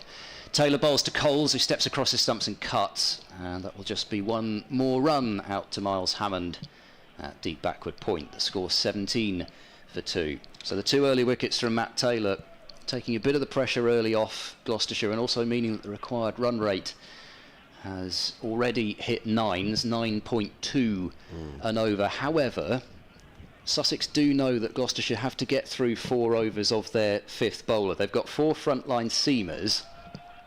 As Taylor runs in and bowls to Hughes, he plays that short arm shovel. There it is for 4 more runs. Behind square on the leg side, and this time nothing that Miles Hammond can do about that. 21 for 2, you just simply cannot bowl to Daniel Hughes there. Well, you've done your homework, Ed, and I'm sure that Gloucestershire, because every club seems to have analysts and all sorts of people who are giving advice on where and where not to bowl, and that was exactly where you shouldn't bowl, and they've rather fed him 4 runs. Hughes on to 13. 21 for 2. Taylor in and bowls to Hughes. It's a slower ball, which he rather plays off the inner half of the bat that time, out to Hammond at deep backward square. They take another run though, so they've scored off every ball this over. Sussex 22 for 2. You feel that Daniel Hughes is going to be important for Sussex right through this campaign. We were looking at the batting order, and while there's some solid batters in there, you wouldn't say there's anyone particularly explosive in there. And so I think Hughes will be absolutely key for Sussex, particularly with Tom Clark not in the side. Last ball of this over. Taylor bowls a short ball. He's uppercut that as Coles, and that's going to go 1 bounce for 4, just short of the boundary rope. I thought he'd hit that for 6 off the bat. That's a beautiful shot from James Coles, just waiting for it and helping it over the top. So Sussex are recovering already after those 2 wickets in 3 balls from Taylor, and again, this just the way this match has gone, hasn't it? Just as soon as a side looks to be getting away, they lose a couple of wickets, and then there's a bit of a partnership, and well, Gloucestershire could do with breaking this partnership. I was just going to say, they have their 4 frontline seamers, Payne, Taylor, Singdale, De Lange. They've got to get through 4 overs of spin somewhere, at least 4 overs of spin. Van Buren and Ollie Price would be the main options. Jack Taylor does bowl some leg breaks now, and was bowling those in the second 11 games, but you feel those 4 overs might be pretty critical to Gloucestershire's hopes of defending this score of 167. Daniel Hughes, that's a lovely shot by James Coles at the end of the over. In comes Payne running in over the wicket bowls, pulled away by Hughes. There we go again, and it bounces just short of the fielder at backward square leg. Throw comes in, 1 more to Hughes. He goes to 15, 27 for 2. James Cole's such an exciting player. You'd have seen him play here in the championship match, given an opportunity at number 4. I was talking about explosive players. What James Coles brings is that sort of guile and the placement of the shots, and he can hit a big ball as well, so a real opportunity for him here coming in at number 4. 27 for 2 in the 5th over. Sussex, the run rate has just gone below 9 for a couple of moments. It's on to 8.9. as David Payne, left arm over the wicket, is in and bowls, and Coles clips this one away onto the leg side. It's just short of the fielder at square leg, but only just short. Coles goes to 7, the total to 28 for 2. He quits in with one hand, one bounce at the moment. Yes. Wasn't that far away? Is that Miles Hammond down there? I think it is, yes, Yeah. right. We've already seen him with an excellent piece of fielding down here at third man, but it was short. Now Payne actually wants a change in the field, and they're just bringing... Hammond is going... Oh, he's coming up inside. I wonder if they're going to reinforce... They have reinforced that leg side field now for Daniel Hughes, so there's a deep square log, or a deep backward square, and a deep mid-wicket. And the third man fielder has come up inside the 30-yard circle, because 7 fielders have to be inside that circle. In comes Payne, bowls, and Hughes nudges this onto the onside and picks up a single. Does Daniel Hughes? He goes to 16, and Sussex to 29 for 2. He looks like he's a cool head out there, Daniel Hughes. Yeah, he's not a big striker of the ball, but he is somebody who is going to score sort of a volume of runs, you feel. A strike rate of under 122 is not particularly high, especially these days. However, that might be exactly what Sussex need him to do, just anchor the innings. In comes Payne, bowls. Oh, James Coles has played on. He was looking to run that one down to third man. He stepped across his piece and he's chopped it onto the middle stump, which is out of the ground, and that's a big blow for Sussex. They've lost 3 wickets in the power play. David Payne picks up his first wicket of the season, and Sussex here are in trouble. They're 29 for 3. Coles is gone for 7.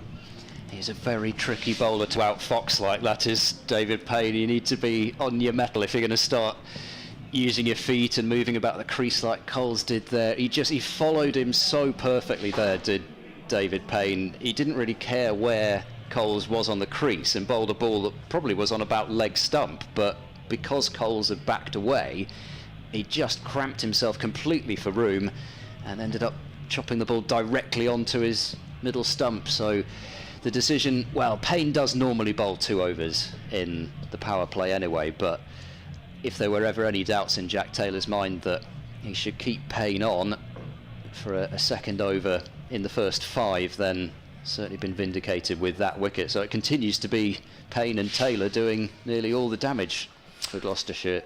Well, the new man is Finn Hudson-Prentice, and Sussex need a partnership from somewhere here. They're in trouble. 29 for 3. Payne runs away from us up the hill, comes into bowl to Hudson-Prentice, who's back on his stumps and nudges that through points, and he's immediately on his way. Is Finn Hudson-Prentice. Sussex goes to 30 for 3.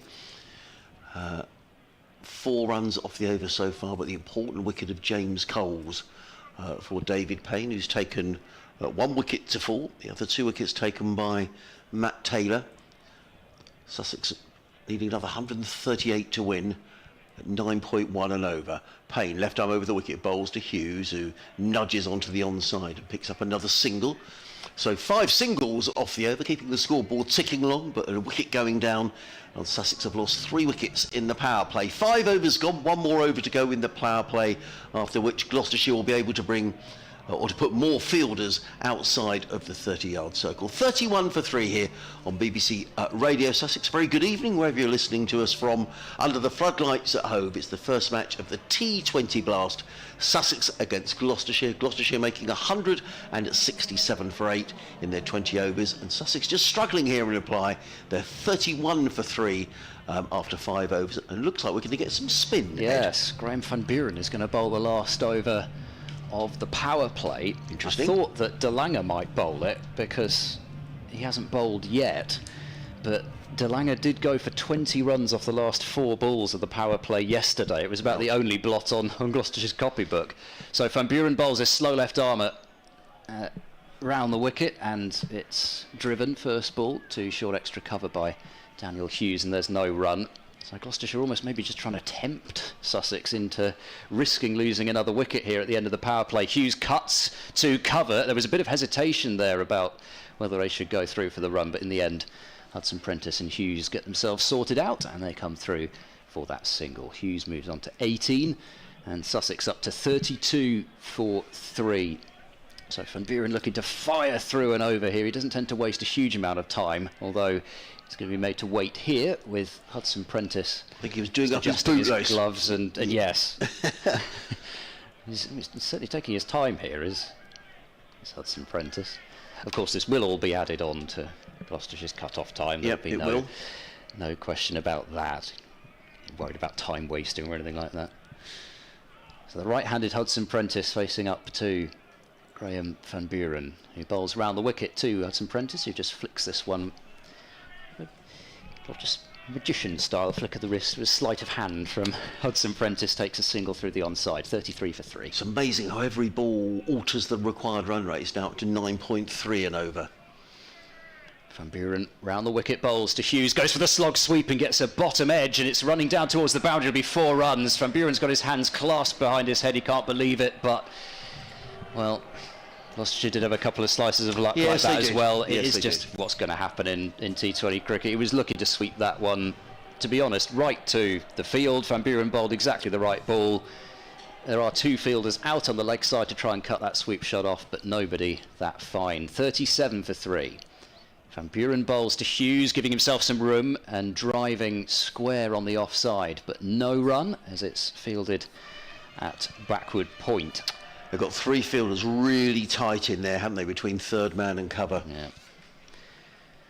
Last ball of the power play. Van Buren bowls, it's flicked into the onside by Hughes. They're running the first one hard, but Hammond is rapid off that deep mid-wicket boundary. No chance to come back for the second, so Gloucestershire will take that over.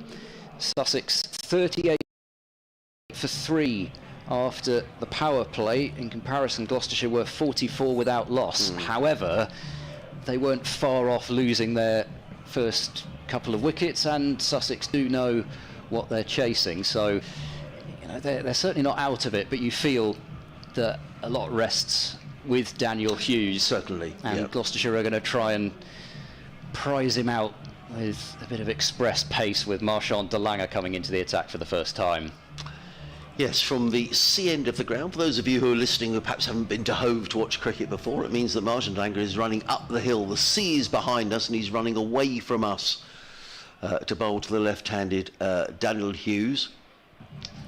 In terms of the field, Glamorgan now allowed 5 fielders outside of the 30-yard circle, which is denoted by discs around the outfield. De Lange, a tall, strong man, right arm over the wicket, in and bowls, and Hughes is back and nudges that one down to deep backward square. He goes for his 24th run in 19 balls, the Sharks to 39 for 3.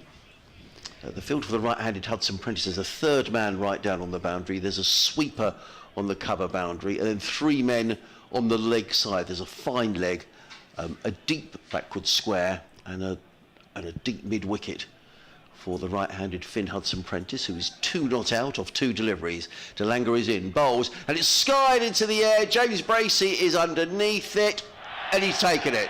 No, not, he dropped it. It went down. Well, now I don't know if he was hampered by his bad ankle there. It was, and he swung across the line, Hudson Prentice. It was a big top edge. James Bracey, the keeper, went charging back to take the catch. I thought he'd taken it cleanly, but then the ball went down, and I think he'd hurt his ankle or his leg earlier on in a celebration for a catch.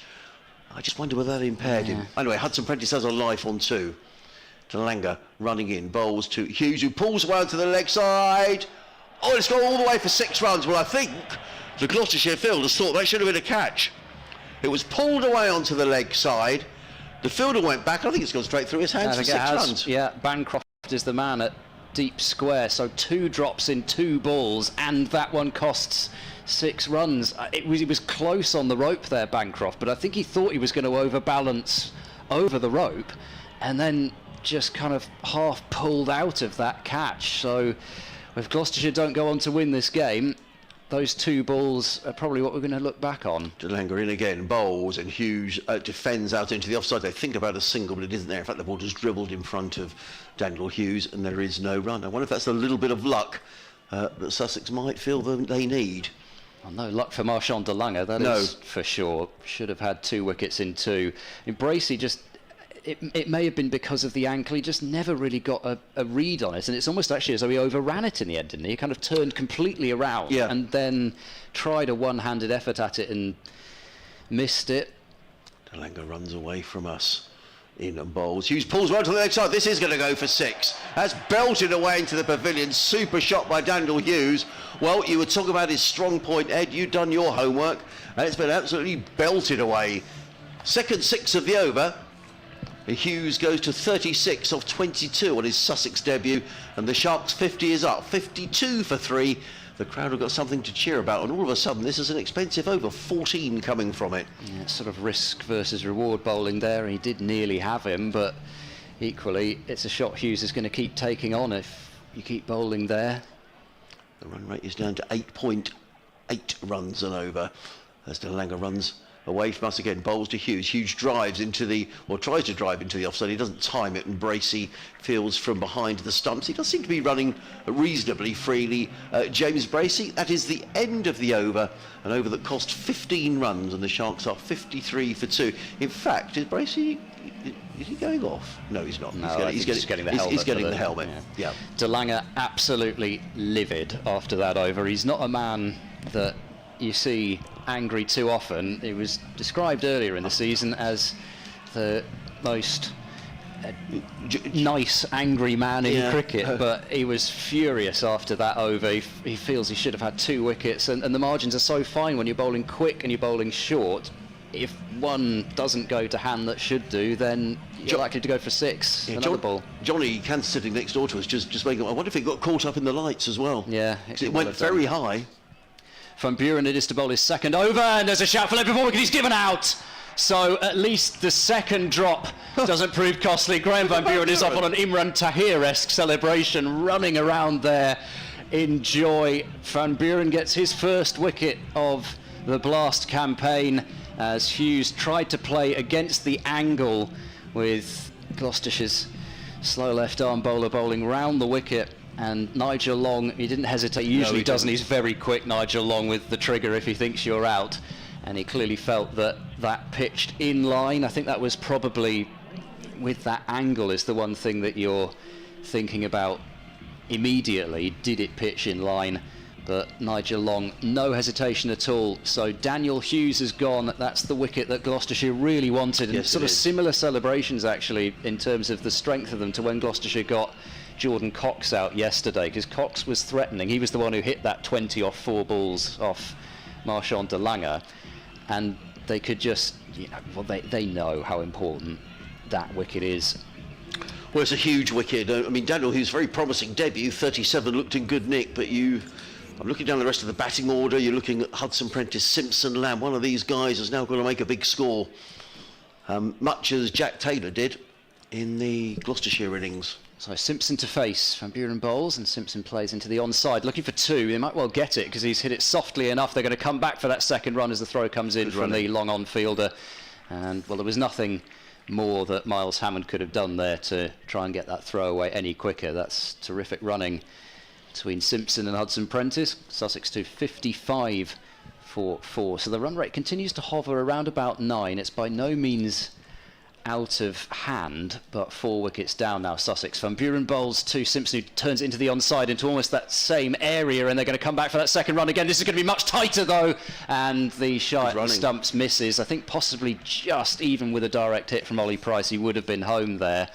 And so 2 more runs taken, 57 for 4. That's your home advantage, isn't it? That's knowing where you've got to hit it for the 2s.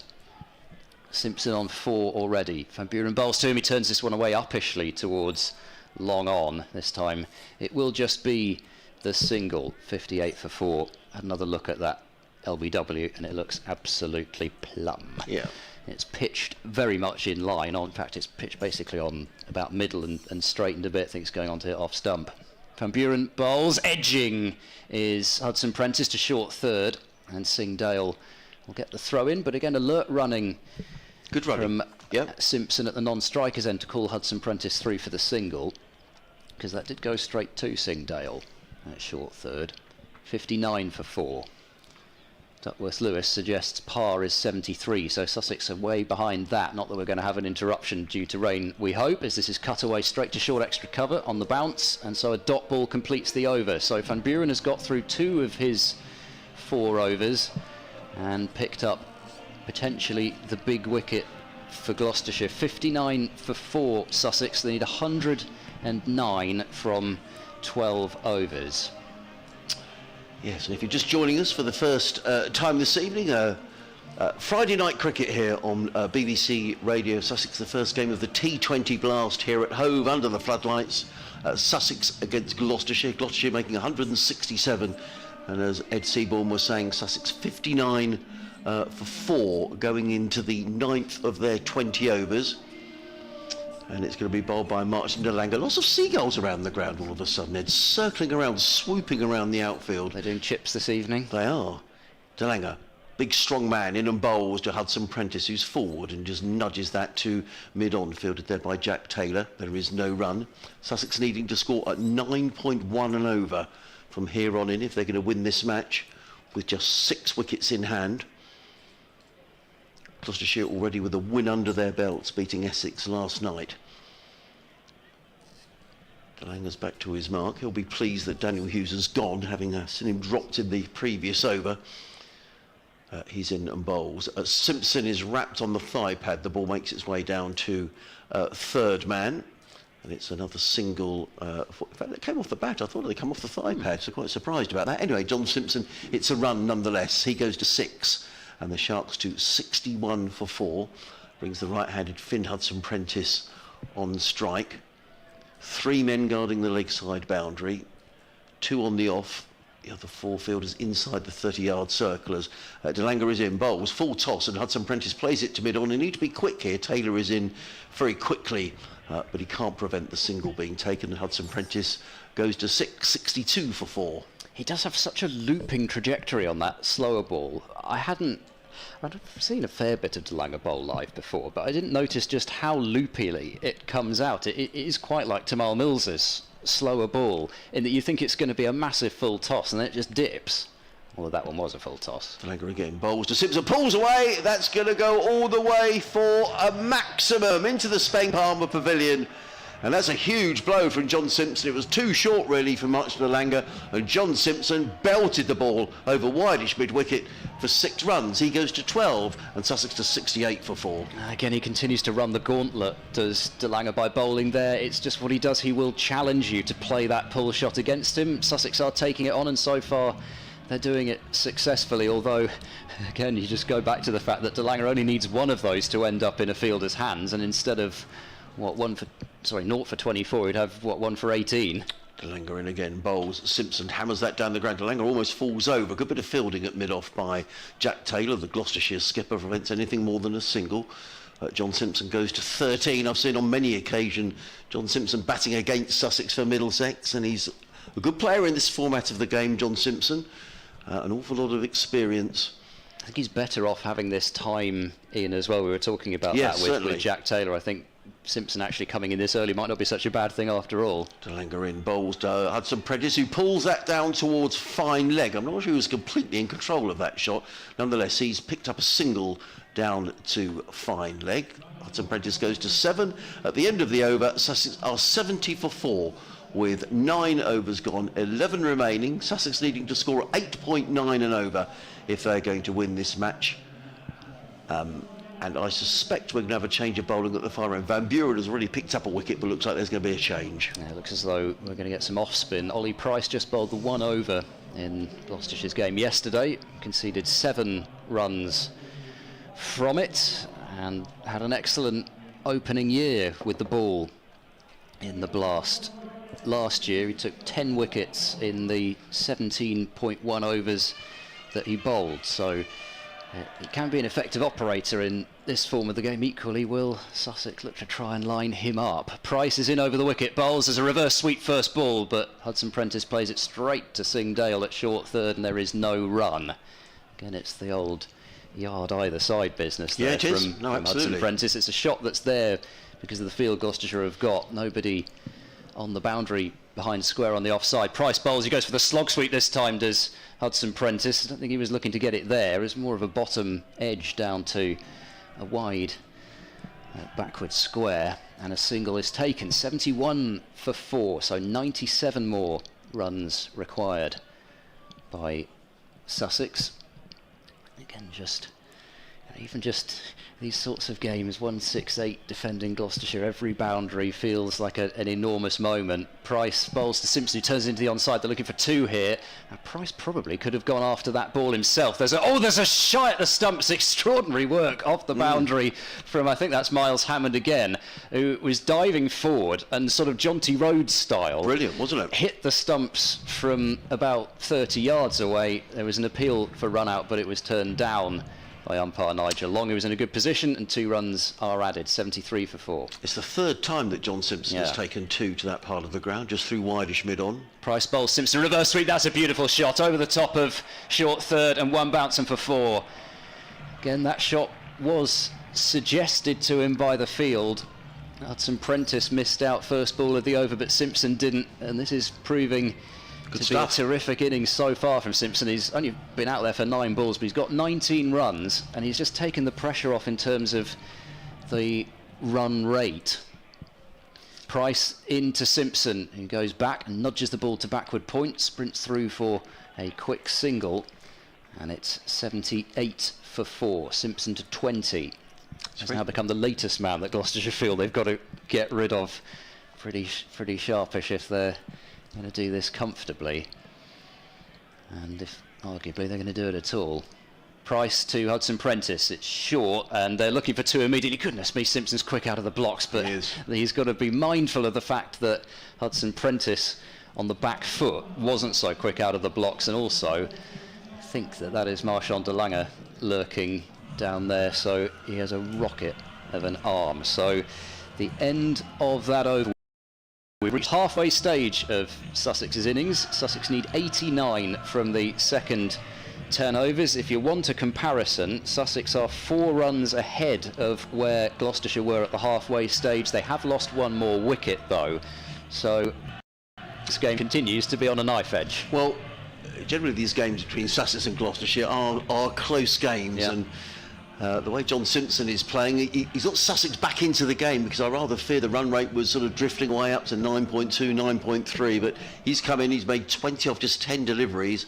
Hudson Prentice yet to really get going, but he's still with him, 9 off 10. As in comes Singdale over the wicket, bowls. Hudson Prentice drives into the onside, picks up 1, and they'll think about 2, but it was never there. Fielded by Ollie Price down in front of us.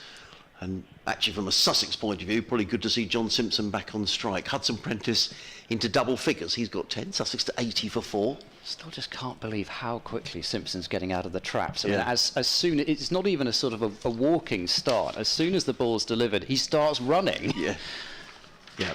Well, you'd have seen him as well many times playing for Middlesex, and it seems to play useful innings. John Simpson, not bad for he'll be 36 in July, John Simpson, so he obviously looks after himself. Made a good 100 at Lords last week in the Championship. Singdale runs away from us, round the wicket, bowls to Simpson, who drives, but back to Singdale, who fields off his own bowling, and there is a dot ball. So often some of the best runners between the wickets are actually the older players, because they know exactly where the ball's going, they can read the gaps, and you still tend to be quick enough at that sort of age nowadays, especially with strength and conditioning being as it is. Well, he kept wicket for virtually 2¼ days and made 100, John Simpson, so he looked shattered at the end of it. In comes Singdale, bowls to Simpson, who drives down the ground. This will be another boundary. That's a lovely shot, lovely on drive through straightish mid-on for 4 runs. Good shot. And that's prompted a change in the field from Taylor, I think. He's going to reinforce this leg side field. Simpson goes to 24 and the Sharks to 84 for 4. That was a ball which was on that slot length. Yep. It was not really full nor short, and it does just allow the modern T20 player just to swing through it and hit straight like Simpson did there. So that's 24 off again 12. the boundary they've managed to find when they wanted it. Run rate down to 8.8 and over. Dale away from us, in on bowl. Simpson hammers that away. Is that going to be quarter? Is it going to be 6 runs? It's gone for 6. As again, that's Cameron Bancroft out there. It was pulled away. Bancroft was chasing back. He was very mindful of the rope. But well, difficult to tell from here, but I reckon it was probably a chance. He was He was probably trying to knock the ball back in. Nonetheless, John Simpson picks up another 6. He goes to 30, Sussex to 90 for 4. It's very difficult to see over there where It exactly is. the rope is. I mean, he dropped it over the rope in the end. Whether he could have caught it, I'm not sure. Singdale in again bowls. Simpson clips this one down to long on and picks up another single fielded out in the deep by Ollie Price. Simpson to 31 off 14, Sussex 91 for 4. The required run rate down to 8.4. It's amazing the difference that some boundaries make. We just look at this 6 again. It was pulled onto the onside. Bit difficult to see from the camera angle. I suspect it may have just. I think gone his over foot actually head. does land on, but probably he could have chucked it back in with hindsight and saved the 6. Dale in again, full toss, and Hudson Prentice eases the ball down the ground, picks up a single. Does Hudson Prentice? It's an expensive over. It has gone for 13 runs. End of the over, 92 for 4. Hudson Prentice 11. John Simpson is on 31. These two came together when the score was on 53. So a good partnership of 39 between these two, of which Simpson has made 31 of them. He's playing a blinder at the moment, is John Simpson. They wanted to carry on for a bit longer, Will Sussex, but he's given them the impetus. They know they've got a decent amount of depth of batting. Danny Lamb, Nathan McAndrew, Jack Carson, Ollie Robinson down at number 10. They won't want it to get that far, but they do have some batting left. Graham van Buren is back into the attack, replacing Ollie Price, and he bowls a full delivery which is driven towards short extra, and Jack Taylor does the fielding. So a dot ball to start this 12th over. Van Buren into Hudson Prentice, a flighted delivery which he tries to swipe through the onside and gets once again more of a bottom part of a bat on it down to short fine leg, but he gets a single and Simpson is now back on strike. 93 for 4. You thought this would be the tactic to get Simpson back on strike the way he's playing. Van Buren bowls down the pitch, comes Simpson, clipping the ball into the onside, and they will get 2 again surely here. Sliding effort from Hammond, the throw comes in, and even if it's a direct hit, Hudson Prentice is home. This is going to be really frustrating for Gloucestershire now. Not only the fact that they know they've dropped some catches, which they've got to try and get over that hurdle, but also the fact that Simpson is just continually picking that gap for 2s. Still no fielder at mid-wicket. Van Buren bowls to Simpson, who backs away and turns the ball through the onside. This time he knows that it's just a single being down the hill and played a bit finer. So 96 for 4. Van Buren, 2 balls to go in his 3rd over, has been pretty miserly so far. Van Buren is in, down the pitch comes Hudson Prentice, and that's good bowling from Van Buren. He fired it wide outside the off stump, meaning Hudson Prentice couldn't get to it. And he does take a single through the covers. 97 for 4, so 71 more runs required. Last ball of this 12th over. Van Buren round the wicket bowls, and Simpson clips the ball through the onside, takes 1, but he's hit it to long on. Oh, they're going to come back for a second run now. This is going to be very tight. No, he's home. And he's home with a dive. The throw was just a little bit off. If it had been over the top of the stumps, right over the top of the stumps, then I think Hudson Prentice that time might have been struggling. He certainly would have been out with a direct hit. But they're through again for that to 69 runs needed from 48 deliveries, and with Simpson at the crease, Sussex are positioning themselves as favourites. No, they are. They've suddenly got this back, haven't they? Coming together when it was 53 for 4, so a partnership now 46 between these two. I think Graham van Buren will be annoyed because Sussex have taken 2, I think on 4 occasions through mid-wicket. The fielder is on the deep mid-wicket boundary. Now what's going to happen here? We've got a change, and it's going to be... Is it going to be Taylor who's going to come in from this? Yeah, Matt Taylor. He's going to come in from the C end of the ground. So Sussex needing to score at 8.6 and over. John Simpson, 36 off 17 balls. You feel he's the key here for Sussex. Well, I thought Finn Hudson Prentice part here is to just pick up the 1 and get Simpson on strike. Anyway, Taylor running away from us. Left arm around the wicket. He's in and bowls to Hudson Prentice, who slams that down the ground. And there is no run. Straight to mid-off. Fielded by Payne. Good bit of bowling by Taylor. There's lots of room on the leg side here. The 4 men who are allowed inside the circle are all on the offside, so there is a single pretty much anywhere on the leg side. The 4 leg side fielders are all on the boundary rope as Taylor runs away from us. Left arm round the wicket, bowls to Hudson Prentice, who plays that through the offside. They've taken one. They'll think about two. They're going to have to get a bit of a move on the throw comes in. It's not a very good throw for in front of the Spenkarma Pavilion, and Hudson Prentice gets back for a second run. He goes to 15. 100 up for Sussex, 101 for 4. It's another one that I didn't think really should have been two out there. We haven't seen many twos to that side of the ground. No, we haven't. That Spenkarma Pavilion. In comes Taylor again. I think our effects may have gone quiet. In comes Taylor, bowls. Hammered away through the offside by Hudson Prentice. That's a super shot. That's going to run away for 4 runs. Lovely shot. I'm just going to go and sort that out. I think we may need a battery in the mic. I'll leave you with Ed, and I'll bring Johnny in. Well, another boundary found, and now it's Hudson Prentice getting into the act. That is his first boundary, and taking pressure off potentially Simpson as well. So Taylor bowling now to Hudson Prentice, a short ball. He pulls it away, muscular fashion through the onside. It's between two fielders out there. Hammond does get across with the slide to stop it, but it is 2 more runs, 107 for 4. Sussex are running building a bit of a partnership, the moment, these two they? now. Yeah, absolutely. Last wicket, what? I mean, they put a nice little balance, but this game has ebbed and flowed, hasn't it? Right from the word go. Gloucestershire slow starters, but they get back on it really well. Here comes Taylor and bowls, and a cut and a miss from Hudson Prentice. He looks to slash the ball over the top of the offside. You're worried about that? That's just Adrian climbing onto the roof to try and get his FX mic back up and running. Hopefully he won't be endangered by any of these swooping seagulls up there, but hopefully there's enough light for him to sort it out. I hope he hasn't taken off with it. I was just thinking about the lights, because we've had a couple down here. Bancroft twice has been looking up into the floodlights, but maybe I'm being a little bit generous. Last ball of the over, Taylor bowls a short ball. It's pulled by Hudson Prentice towards that same gap. Hammond, more work to do. Simpson's already coming back for the second run. He'll make it yet again, and this has just been a clinic these past few overs in terms of placement and angles by Simpson and by Hudson Prentice. And now Sussex need 59 runs from 7 overs, and to be honest, they really ought to get there with the required rate down to 8.4 and over.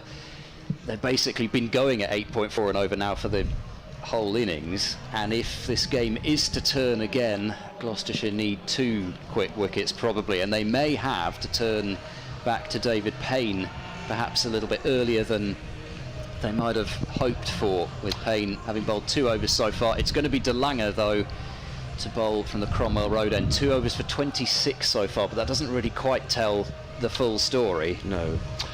Well, as you say, 8.4 and over, Sussex need to go out, and from here I think you're quite right. I think you would say Sussex favourites, largely due to John Simpson. 36 off 17 deliveries. As De Lange comes racing in from the Cromwell Road end, down the hill, comes in and bowls to Simpson, who's looking for the ramp shot then, but really De Lange was too quick for him, and the ball rattled through into the gloves of James Bracey. And there is no run. 109 for 4, 36 Simpson, 23 to Hudson Prentice. These two coming together when Sussex were in real trouble on 53 for 4. Can John Simpson steer Sussex over the line in his first T20 match for his new county? De Lange in bowls. Simpson pulls high into the air. Is he going to be caught? He ought to be caught. Van Buren is underneath it, and he takes the catch. And John Simpson's innings comes to an end. There's a good bit of bowling by Mark De Lange earlier on, and Ed was saying sometimes you go for 6. On this occasion it wasn't timed by John Simpson. It was a top edge. He's caught by Van Buren and mid-on, and that's a massive wicket for Gloucestershire. Well, it gets them potentially back into the game. Simpson scoring at basically 2, well, it was exactly 2 a ball I think in the end. 36 from 18 deliveries. He was taking his side home, but just again, as Sussex look to be on top, they have lost that wicket. They probably still should get there. However, it was 36 off 19 by the way in the end, so just under 2 a ball, but still excellent knock from Simpson. It's not just been done with boundaries, he's done it with 2s as well, putting fielders under pressure. But at last, from De Lange's point of view, one of those miscued short deliveries ends up in somebody's hands, and he was always going to bowl those sorts of deliveries, De Lange. It's just how he bowls in this format. He was bowling to the longer side probably that time as well, is one thing that you might say. It brings Danny Lamb out to the middle. I'm sure Lamb would particularly like to score the the winning knock against the side that he was on loan for last year. Partnership of 56 between Finn Hudson-Prentice and John Simpson has dragged Sussex back into the game. But can the lower order come to the party and see Sussex over the line? Danny Lamb, this is, as Ed was saying, it's his first T20 match for his new county, as it was with John Simpson, formerly of Lancashire. I remember seeing him playing a very good knock for Lancashire in a 50-over game, Danny Lamb, so he's a perfectly capable bat. He made 100 in the Championship at Leicester earlier on this season. De Lange in, bowls to Lamb, who works at the backward point. Need to get a bit of a move on, but it was good running by Hudson-Prentice, who immediately called Danny Lamb through for the single. But the run rate that was down to 8.4 3 or 4 balls ago is now up to 8.9. 110 for 5 are Sussex. And of course, as we get later and later, the rate does get up quicker Of with course. a couple of cheap overs. Yeah. Just the one run off this over so far. De Lange racing in down the hill. Big strong man. Bowls to Hudson-Prentice, who looks to play that one away on the leg side. The ball, I think, struck him on the thigh pad and bounces out onto the leg side. Yes, indeed. It's a leg by. One more to the total. 111 for 5. And that run rate just sneaks up to 9. David Payne was loosening up at fine leg, so maybe Jack Taylor is thinking he's going to have to go back to Payne earlier than he would like. Singdale's still got 2 overs left. The combination of Van Buren and Price are bowled out, but the way that Van Buren has bowled, that he might actually bowl his 4 this evening. He gives him bowls as De Lange and looking to pull that away down to find it. Danny Lamb rather looks at the umpire as if to say, was that a wide? And the umpire's hands stay down by his side, and that just the effect of that one delivery increases the run rate from 9 to 9.2. This has been a very good over as far as Gloucestershire are concerned. March and De Lange just the 1 run and a leg by, 2 in total off the over, as De Lange is racing in again, in and bowled right up in the block hole. Lamb manages to sort of prod the ball away onto the onside. They've taken one, there's never 2 there, and indeed they decide on this occasion they'll just settle. So 3 runs off of the over. Good work from March and De Lange. 112 for 5 are Sussex. They need 167 168 to win, I should say. Lamb is on 2. Hudson-Prentice, who's been in for a while now, 23 off 22 balls. You feel it's probably for him to pick up the mantle here. Yep, definitely. Somebody probably does have to see this home towards the end of these 2 if Sussex are going to get there comfortably. As I say, they do still have some depth of batting to come, so you know, they could still get it done lower down, but Hudson-Prentice would want to take on the responsibility, I'm sure. Yes, I'm sure. Of being the one to do that. David Payne it is to bowl, so Gloucestershire are going to one of their main strike men from this sea end now, having bowled De Lange from the Cromwell Road end. So Payne's 3rd over, 2 overs so far, just conceding 8 runs with a wicket. Payne round the wicket, bowls to Hudson-Prentice, who dabs the ball into the offside and takes a quick single, just a drop and run. Pardon me, that was Lamb, just right between extra cover and mid-off.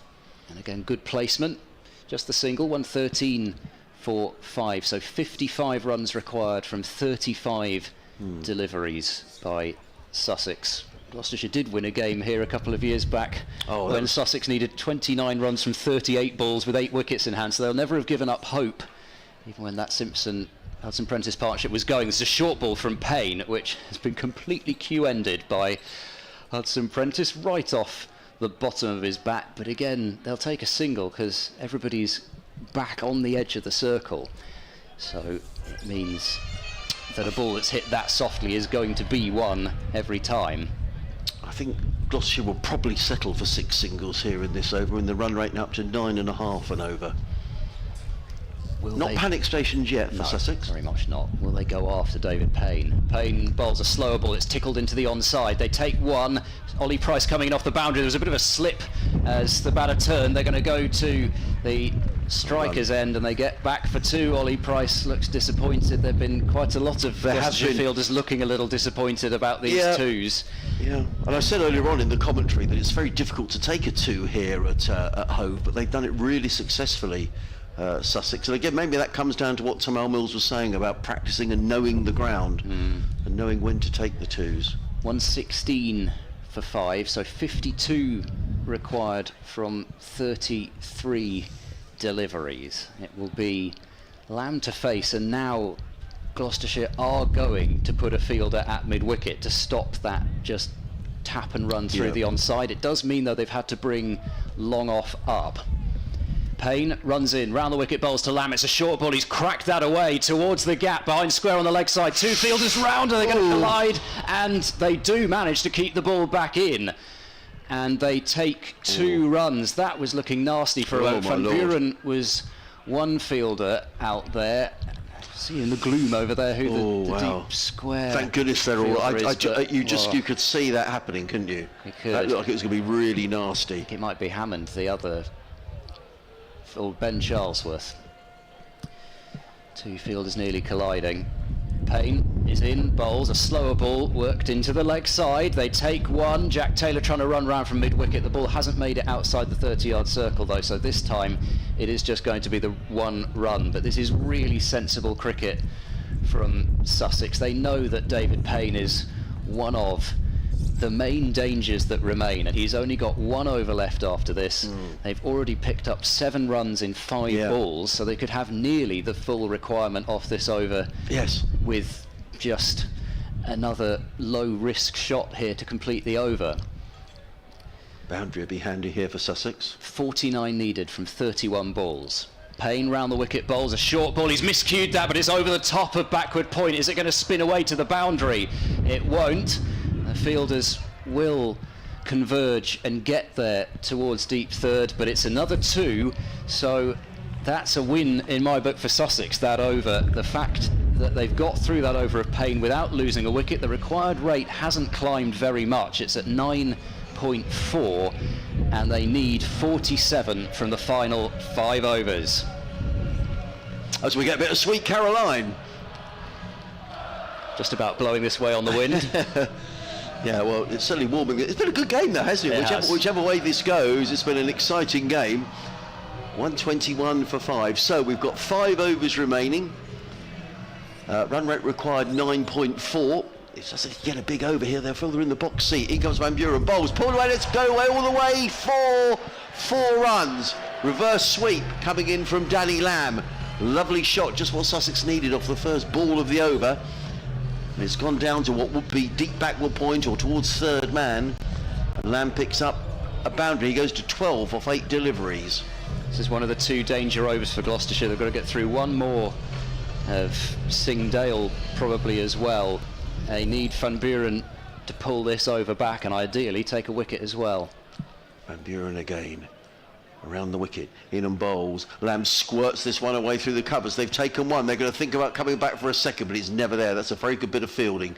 Out on the third man boundary. Throw comes in. Who's that out there? Hammond. It was Hammond, who's been very good in the field. Miles Hammond, number 88 on his back. And what he also did there was just give himself that little extra fraction of a second to pick the ball up. He didn't try and do it too quickly. Van Buren in bowls, and trying to reverse sweep is Finn Hudson-Prentice. But he doesn't succeed, and the ball just dribbles behind the stumps, and it is a dot ball. 126 for 5. Van Buren in again, bowls. Hudson-Prentice smacks this straight down the ground. That's going to go for 4 runs. Yes, it is. Good shot by Finn Hudson-Prentice. Straight back down over the bowler's head, and it goes for a second boundary in the over. Yeah, this is the tricky thing. They're having to bowl Van Buren much later than they would like because they've been trying to hunt for these wickets, so they're having to bowl him in the 16th over. That one again was in the slot and lifted over the top. Hudson-Prentice to 30. Van Buren in again, bowls. Hudson-Prentice works this one through mid-wicket. They've taken 1, and that's all they'll take. Sussex have picked up 10 runs off the over. That's all they need. The run rate required is 8.9. So back down below 9 again. It's hovered it so has, much all between the way. that, yeah, between sort of 8.5, 9.5.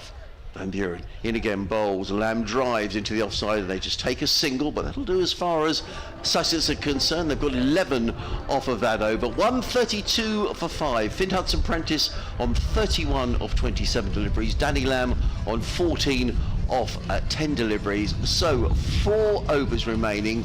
Sussex requiring another 36 to win.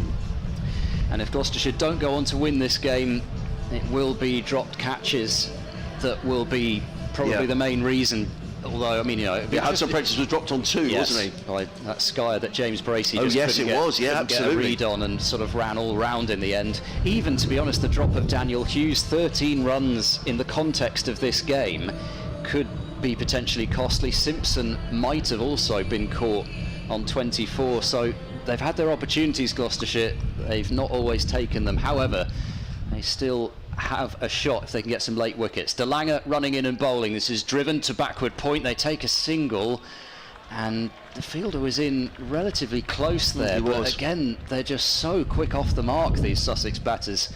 133 for 5. Lamb moves on to 15, and it's 35 required from 23 balls. Almost seems like it's been a tactic throughout from Sussex. Yeah.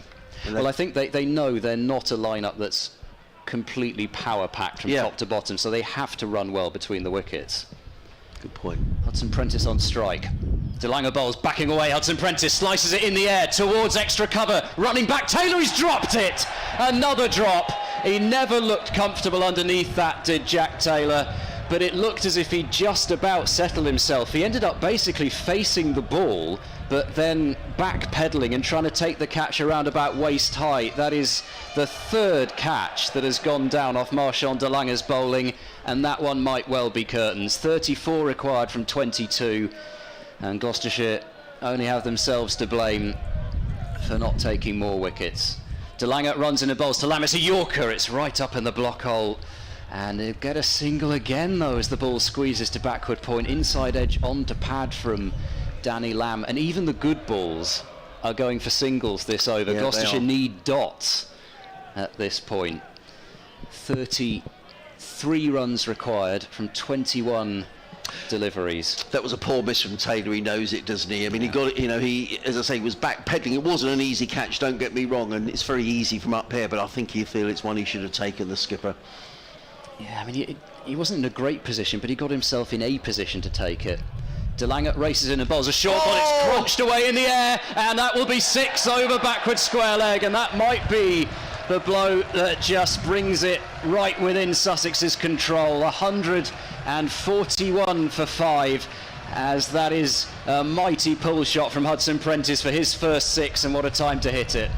Well, super shot, wasn't it? That's gone many a mile. That's to the long part of the ground as well. And Finn Hudson Prentice, I mean, I had to look back through my records. I'm not sure how often he's batted as high as 5 in the blast, but this is a little gem of an innings. 27 more needed. De Lange bowls. It's an inside half of the bat from Hudson Prentice. He looks to flick the ball through the onside, and they will get 1 run to deep backward square. So again, runs off every ball. They've faced so few dots recently, have Sussex, even with the fall of John Simpson. I think that's really been the strength of their batting this evening. Yes, they've picked up the boundaries when they've been on offer, but they've always scored. De Lange in and bowls another short ball. It's helped away into the onside backward of square, and 1 run taken to long leg. 143 for 5, so they just need 25 runs from the last 3 overs. Sussex, it is in their hands, especially as one of these overs has to be bowled by an inexperienced bowler. Either, well, it surely has to be Ajit Singh Dale who's got to bowl one of these overs, but they have to, I think, they have to bowl Payne now. Yes, he is going to bowl now. Then it has probably to be Taylor, and then, well, you just hope final over pressure does the trick. If they can, you know, if they can get it to a situation where Sussex need 8 or 9 off the last over, even something like that. Yes, it's a tall order for Singh Dale, as I say, just in his 4th T20 match, but I think it's what they've got to do. They need a cheap over here from Payne, and to be honest, they probably need wickets as well with Sussex 5 down. Well, I hope you're enjoying our coverage of the first T20 blast of the season here on BBC Radio Sussex. As Ed was saying, Sussex needing 25 off 3 overs. In comes David Payne, left arm round the wicket, bowls to Danny Lamb, who punches that into the covers. Again, it's another comfortable single as far as Sussex are concerned, and they've run really well between the wickets. It's been a feature of this Sussex innings, and it brings Finn Hudson Prentice onto strike. He's on 39 of 30 deliveries. Sussex needing 24 to win off 17 balls to win their opening match in this year's blast competition. David Payne running down the hill from the Cromwell Road end. Floodlight shining brightly in his yellow top. He's in and bowls, and there was a change, I think. Now, why did the umpire at square leg has noticed that there's something on the field that shouldn't be. There's a ball's come on the field that shouldn't be there. Yes, maybe a tennis ball or something. And then it almost goes over the boundary, and it doesn't quite. It's sitting there just on the wrong side of the rope. I don't think that the backwards square leg fielder would particularly like to trip over that, so he's moved it. Payne, just one run off the over so far, 17 balls remaining. He comes into bowl to the right-handed Hudson Prentice. Hudson Prentice clips this one around the corner down to deep backward square, picks up a single. Hudson Prentice, he goes to 40. Sussex to 145 for 5. Another 23 needed to win in 16 balls at a rate of 8.6 and over. Doesn't have a T20 50, does Finn Hudson Prentice? He could well get there if he can see his side home. We shall see. Danny Lamb on his debut for Sussex in T20 cricket this evening waits. The Lancastrian, in comes Payne, bowls, and it's a ramp shot. It's coming down towards the boundaries. Is it going to go for 4 runs? It is. You can probably tell by the cheering from the Sussex supporters what they call the ramp shot, where the ball goes over the wicketkeeper down to the boundary. 4 to Danny Lamb. He goes to 22. Sussex to 149 for 5. And this partnership between these two has added 40 now. It's the beauty of that shot. I mean, there was nothing wrong with that ball. It was the perfect Yorker from Payne. If they drew the box that they do sometimes on TV coverage, it would have been right in the middle of the box. But that shot is a bowler's nightmare. 19 needed to win for Sussex.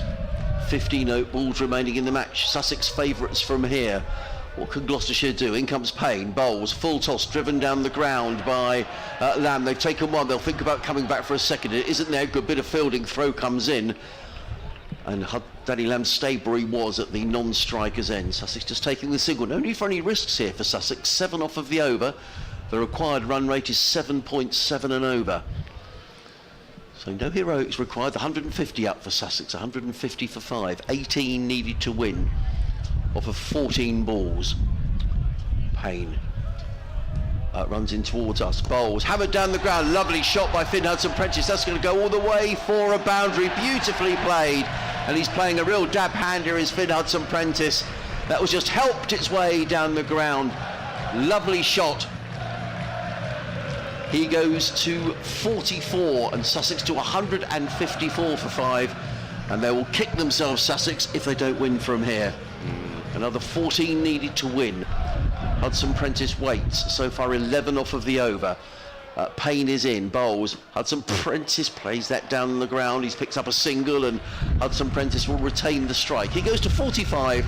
Sussex to 155 for 5, needing another 13 to win in 2 overs, and that's needing to score at 6.5 and over. Singdale will bowl this over.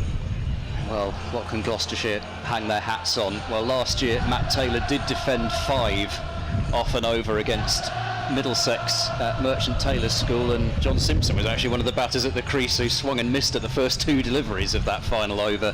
However, they need to give themselves, you'd feel, something a little bit more than that to defend. He's paced this innings well, hasn't he, Hudson Prentice? Because when he came in, Sussex were in dire trouble when James Coles was out. They were 29 for 3. It took a time to get going, but once he has... Listen to that wind. Yes, I know, yeah. He's still only hit 3 4s and a 6, Hudson Prentice, and Danny Lamb just the 2 4s, but they really have played beautifully, both these two. It's Singdale then bowling to Hudson Prentice, who backs away and drives firmly wide a bit off. Sliding effort from Payne. That's a good piece of fielding just after completing the over. It is a single, 156 for 5. We haven't had a single dot ball in the last 2 overs. Van Buren bowled 1 dot ball in the previous over, and it's just been the good balls go for singles and the bad balls have been hit away, and they've manufactured some shots as well. Just been so few dot balls in these last sort of 6 overs or so. Singdale runs in, bowls to Lamb. It's a short, slower delivery, well bowled by Singdale, and Lamb swings and misses as the ball goes underneath his bat. A little bit of a taste of his own medicine from earlier from Lamb when he was getting those slower balls to go underneath the bat. So that's 1 dot ball, but Gloucestershire could do with, well, not just a dot, but a wicket. It's just 12 runs required from the final 10 deliveries of the match. Singdale runs in, he bowls to Lamb. It's a good Yorker, it's squeezed right back to the bowler. This is excellent stuff from the youngster under pressure, Singdale, who's still 23 years of age. His birthday's coming up at the start of July, but not played much T20 cricket. He's landed an excellent slower ball bumper and then a Yorker. Still not worthy of panic yet for Sussex. 12 needed from 9. Singdale runs in, he bowls a slower ball, it's miscued towards mid-off. This time the catch is taken by David Payne, and Singdale has the wicket as Danny Lamb goes. He was trying to play basically a straight pull shot there, I think, to try and clear the mid-off fielder, but did not get enough bat on it. It's 12 runs needed from 8 deliveries, and the new batter will be on strike. Well, Sussex do have history in these games against Gloucestershire from positions where they should be really coasting to victory. It's been a very good over by Singdale, but now all of a sudden Nathan McAndrew comes out. I mean, they say there's no need to panic yet for Sussex, but the idea here must be to get Finn Hudson-Prentice on strike. But it's a fine over, just the one run coming off of it. The issue he's got now, though, with 2 balls left in the over, is if he gets a single, then Hudson-Prentice will want a single to get on strike for the last over. So McAndrew might think, actually, I'm better off trying to go. I mean, they always think this way nowadays, don't they? They always think in terms of, if I can just hit one boundary, I'll be the hero and I'll win this game. So what will Nathan McAndrew be thinking? Gloucestershire are going to cut off the sort of the easy 2 option through the onside, which would be a killer at this stage. A boundary would be handy here, but crumbs, if you know, another wicket here. Well, anything where, you know, a wicket, anything where runs aren't being scored, and suddenly the ground's gone quite quiet. There were strains of Sussex by the Sea a few moments ago, but it's just amazing in T20 cricket, just 3 balls. Yeah. Goes from so comfortable to nervy again. McAndrew, it is on strike. Singdale runs in and bowls to McAndrew, drives hard straight to short extra. Or there could have been a run out, but the fielder decides to hold on to the ball at extra cover. Marchand de Lange, he thought about having a shy. It was hit so hard at him that surely McAndrew would have been out at the non-strikers end, but they didn't want to risk the overthrow. So it is 11 runs required from 7 deliveries. Hudson-Prentice is on strike. I mean, I don't think he'll bother too much about having McAndrew on strike for the first ball of the last over. However, what he won't want is for this to be a dot ball. Well, he's a very clean striker of the ball, is Nathan McAndrew, but this has suddenly got very edgy from a position where Sussex looked like they were almost home and dry. This is driven by Hudson-Prentice. Roars from the crowd as they think it might get past the mid-off fielder, but it doesn't. Payne fields, so it will be double digits required off the last over by Sussex to win. 10 runs needed. Matt Taylor it is to bowl the last over. What a tremendous job from Ajit Singh Dale. There has been a lot of positives from Gloucestershire in this game, even if they do end up on the losing side, but they will rue those dropped chances. However, they've got a chance. 10 off the last over needed by Sussex. Well, what a great game of cricket it's been. The first T20 match of the season here at Hove. Hope you're enjoying our coverage. Next week on the Friday night we'll be back up at the Oval, where Surrey will take on their close rivals Sussex, in a game you can hear live here on BBC Radio Sussex. But it's all come down to this: 10 runs needed to win for Sussex. They've got 4 wickets in hand, 10 off 6 balls. What odds a tie? It's going to be Jack Taylor who's going to bowl the final over of the match. He's going to be bowling to Finn Hudson-Prentice, who's 47 not out of 35 balls. And there'll be a few nerves out there. Matt Taylor would have played a fair amount of T20 cricket, vastly experienced. And Jack Taylor, his brother, is just sort of setting the field as Taylor comes in from the Cromwell Road end of the ground. There's a hush around Hove as Taylor is in around the wicket. Bowls to Hudson-Prentice. Is he caught behind? He is. He's given out. He's been caught behind. He was looking for the ramp shot there, was Finn Hudson-Prentice. He's been a little tickle on it. It's gone through to keeper Bracey. The umpire is coming across to have a word to Finn Hudson-Prentice, but he's given out. And Hudson-Prentice, well, I'm presuming he was given out caught behind. Let's have another look on. Well, Hudson-Prentice is holding up his bat as if to say I hit it. He was given out caught behind. Right. There's no way he was given out LBW. Well, the umpire's having a little discussion. I don't know whether that was because Finn Hudson-Prentice took a little while to walk off the ground. Nonetheless, Hudson-Prentice innings comes to an end. And what a fight back this is by Gloucestershire. Hudson-Prentice out for 47. Caught behind by Bracey off the bowling of Taylor. And all of a sudden, Sussex need 10 to win off 5 balls. You do just wonder whether that hasn't come off the flap of Hudson-Prentice's pad instead of the bat, but he's been sent on his way, and, well, is that the bit of luck that Gloucestershire needed? His pad was there near his bat, but I think, judging by Hudson-Prentice's reaction, he certainly felt as if that came off his pad, and, well, it brings Jack Carson to the middle. What is his heart rate going to be like? Well, he can bat, can Jack Carson, as we all know, but you've come in now in a situation whereby, I mean, the experienced campaigner here is Nathan McAndrew. They probably can't afford to hang around. Jack's probably going to go for this from the start. In comes Taylor, round the wicket, bowls to Carson, hammers it away onto the leg side. They pick up 1, they'll think about 2, but it isn't there. Carson settles for a single.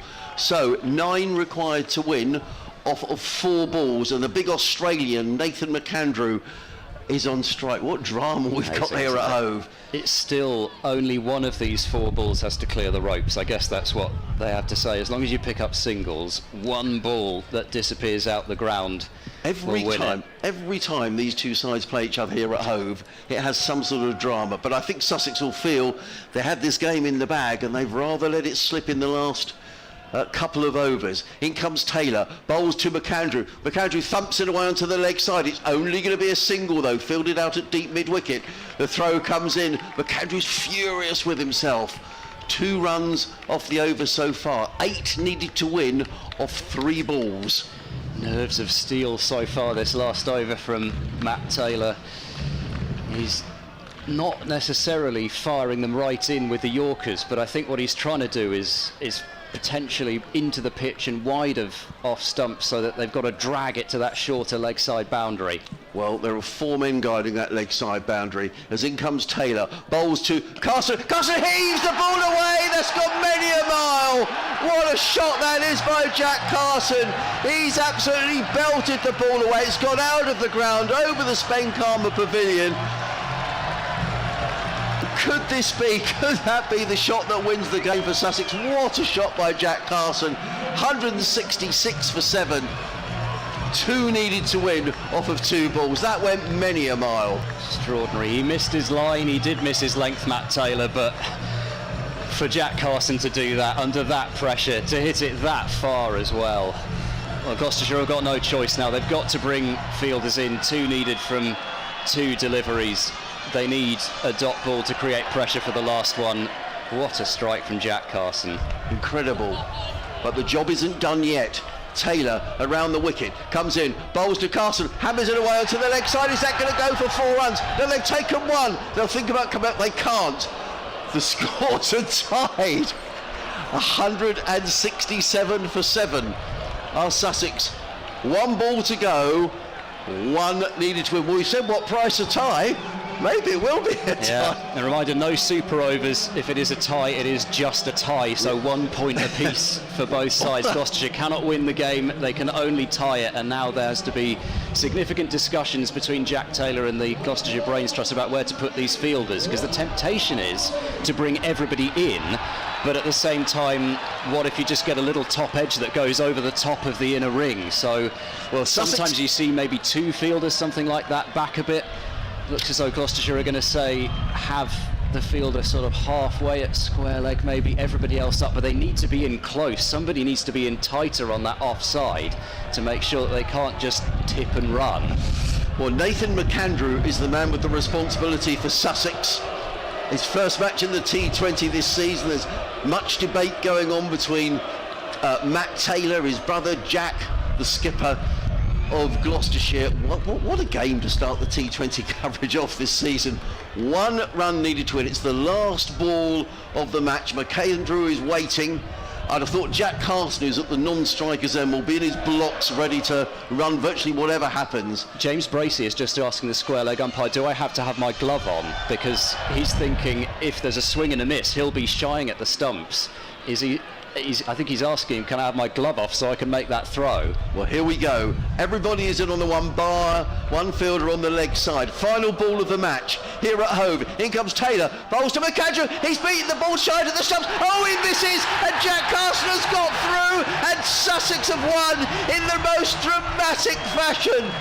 It was a swing and a miss from Nathan McAndrew. It went through to James Bracey. His throw missed the stumps. Jack Carson managed to get into his ground, and Sussex have won in the most dramatic fashion here at Hove off the very last ball of the match. What a game of cricket. What an absolute heartbreaker for Gloucestershire and for James Bracey. He would have been out comfortably had that throw hit. He tried to take a bit of pace off it as well to try and make sure he got the accuracy, and well, for Gloucestershire it would only have been a tie even if that had hit. They've lost this game because of the fact that they've dropped catches. They've dropped at least probably 3 that should have been taken, arguably 4, and well, they'll be kicking themselves after this. Well, Gloucestershire, they had a great opportunity to win back-to-back games and they've let it slip. Sussex have won off the last ball. Well, they have, tremendous game of cricket.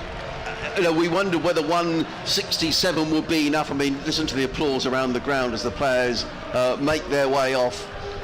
But yeah, they say catches win matches, and you'd have to think Finn Hudson-Prentice was dropped on 2 occasions, on 2 and on 31, and certainly the drop on 2 by James Bracey was probably the crucial catch that went down in the match. Yeah, as it's turned out with Hudson-Prentice on, as you say, on 2 at the time, Gloucestershire have continued to fight their way through the back end of the innings there. It was an incredible penultimate over from Singdale to give them any sort of a chance, but that huge 6 from Jack Carson in that last over, one of many moments that Gloucestershire will regret at the back end. But as I say, it was lost probably earlier on than that. They had chances to get Hughes, Hudson-Prentice and Simpson out earlier than that, and they haven't taken it, and they're going to have a week off now to think about that, because they don't play again until next Friday when they are back on their home patch, and they will take on Hampshire in that game.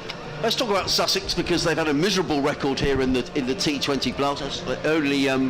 Only won 1 game last season. Tamal Mills in his first game as captain. I thought Sussex, one thing they did do well tonight, I thought they ran very well between the wickets. Yep. I thought they turned the 1s into 2s throughout, and that just built some momentum during that middle part of the innings. Yeah, I think that's probably the one thing that you would also point to that Sussex have done better than Gloucestershire this evening. They have run those 1s and those 2s better, and they've not faced a huge number of dot deliveries. I think from Gloucestershire's batting point of view, they lost a couple of quick wickets in quick succession, maybe 1 too many times, but I think what we saw from this second innings was that score of 167 was defendable. It's just they've ended up with 7 wickets and they've dropped at least 3 catches, so there's your remaining 3, and they may well have bowled Sussex out. I think from their point of view, 1 win from the first 2 they'll probably just about take, but equally, when they were so close to going 2 wins from 2, I think they will really kick themselves about this one. The winning run at Hove comes to an end. Gloucestershire having won the last 5 matches on this ground, but Sussex have defended their home patch this time.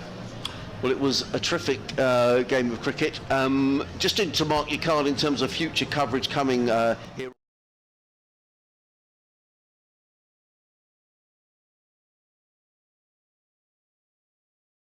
Surrey, it's always an eagerly awaited encounter as the stewards let some of the young spectators onto the ground. There'll be a few games of cricket going on that outfield now. And then in terms of Sussex on Sunday, they go down to Cardiff. That's a game you can hear online. Go to the BBC website, full commentary on the whole of that game. That's a 2:30 start down in Cardiff at the weekend, and the weather forecast I think is pretty good down in Wales, so hopefully we'll get a full game down there as well. Ed, it's been great to see you again. Thanks very much for all your efforts this evening. Big thank you as well to Johnny Cantor, who presented our programme tonight, and Johnny will be with me next week at the Oval when Sussex will play Surrey. But from everybody here, what a breathtaking game of cricket. Thanks for joining us. From myself, Adrian Harms, a very good night. Until the next time.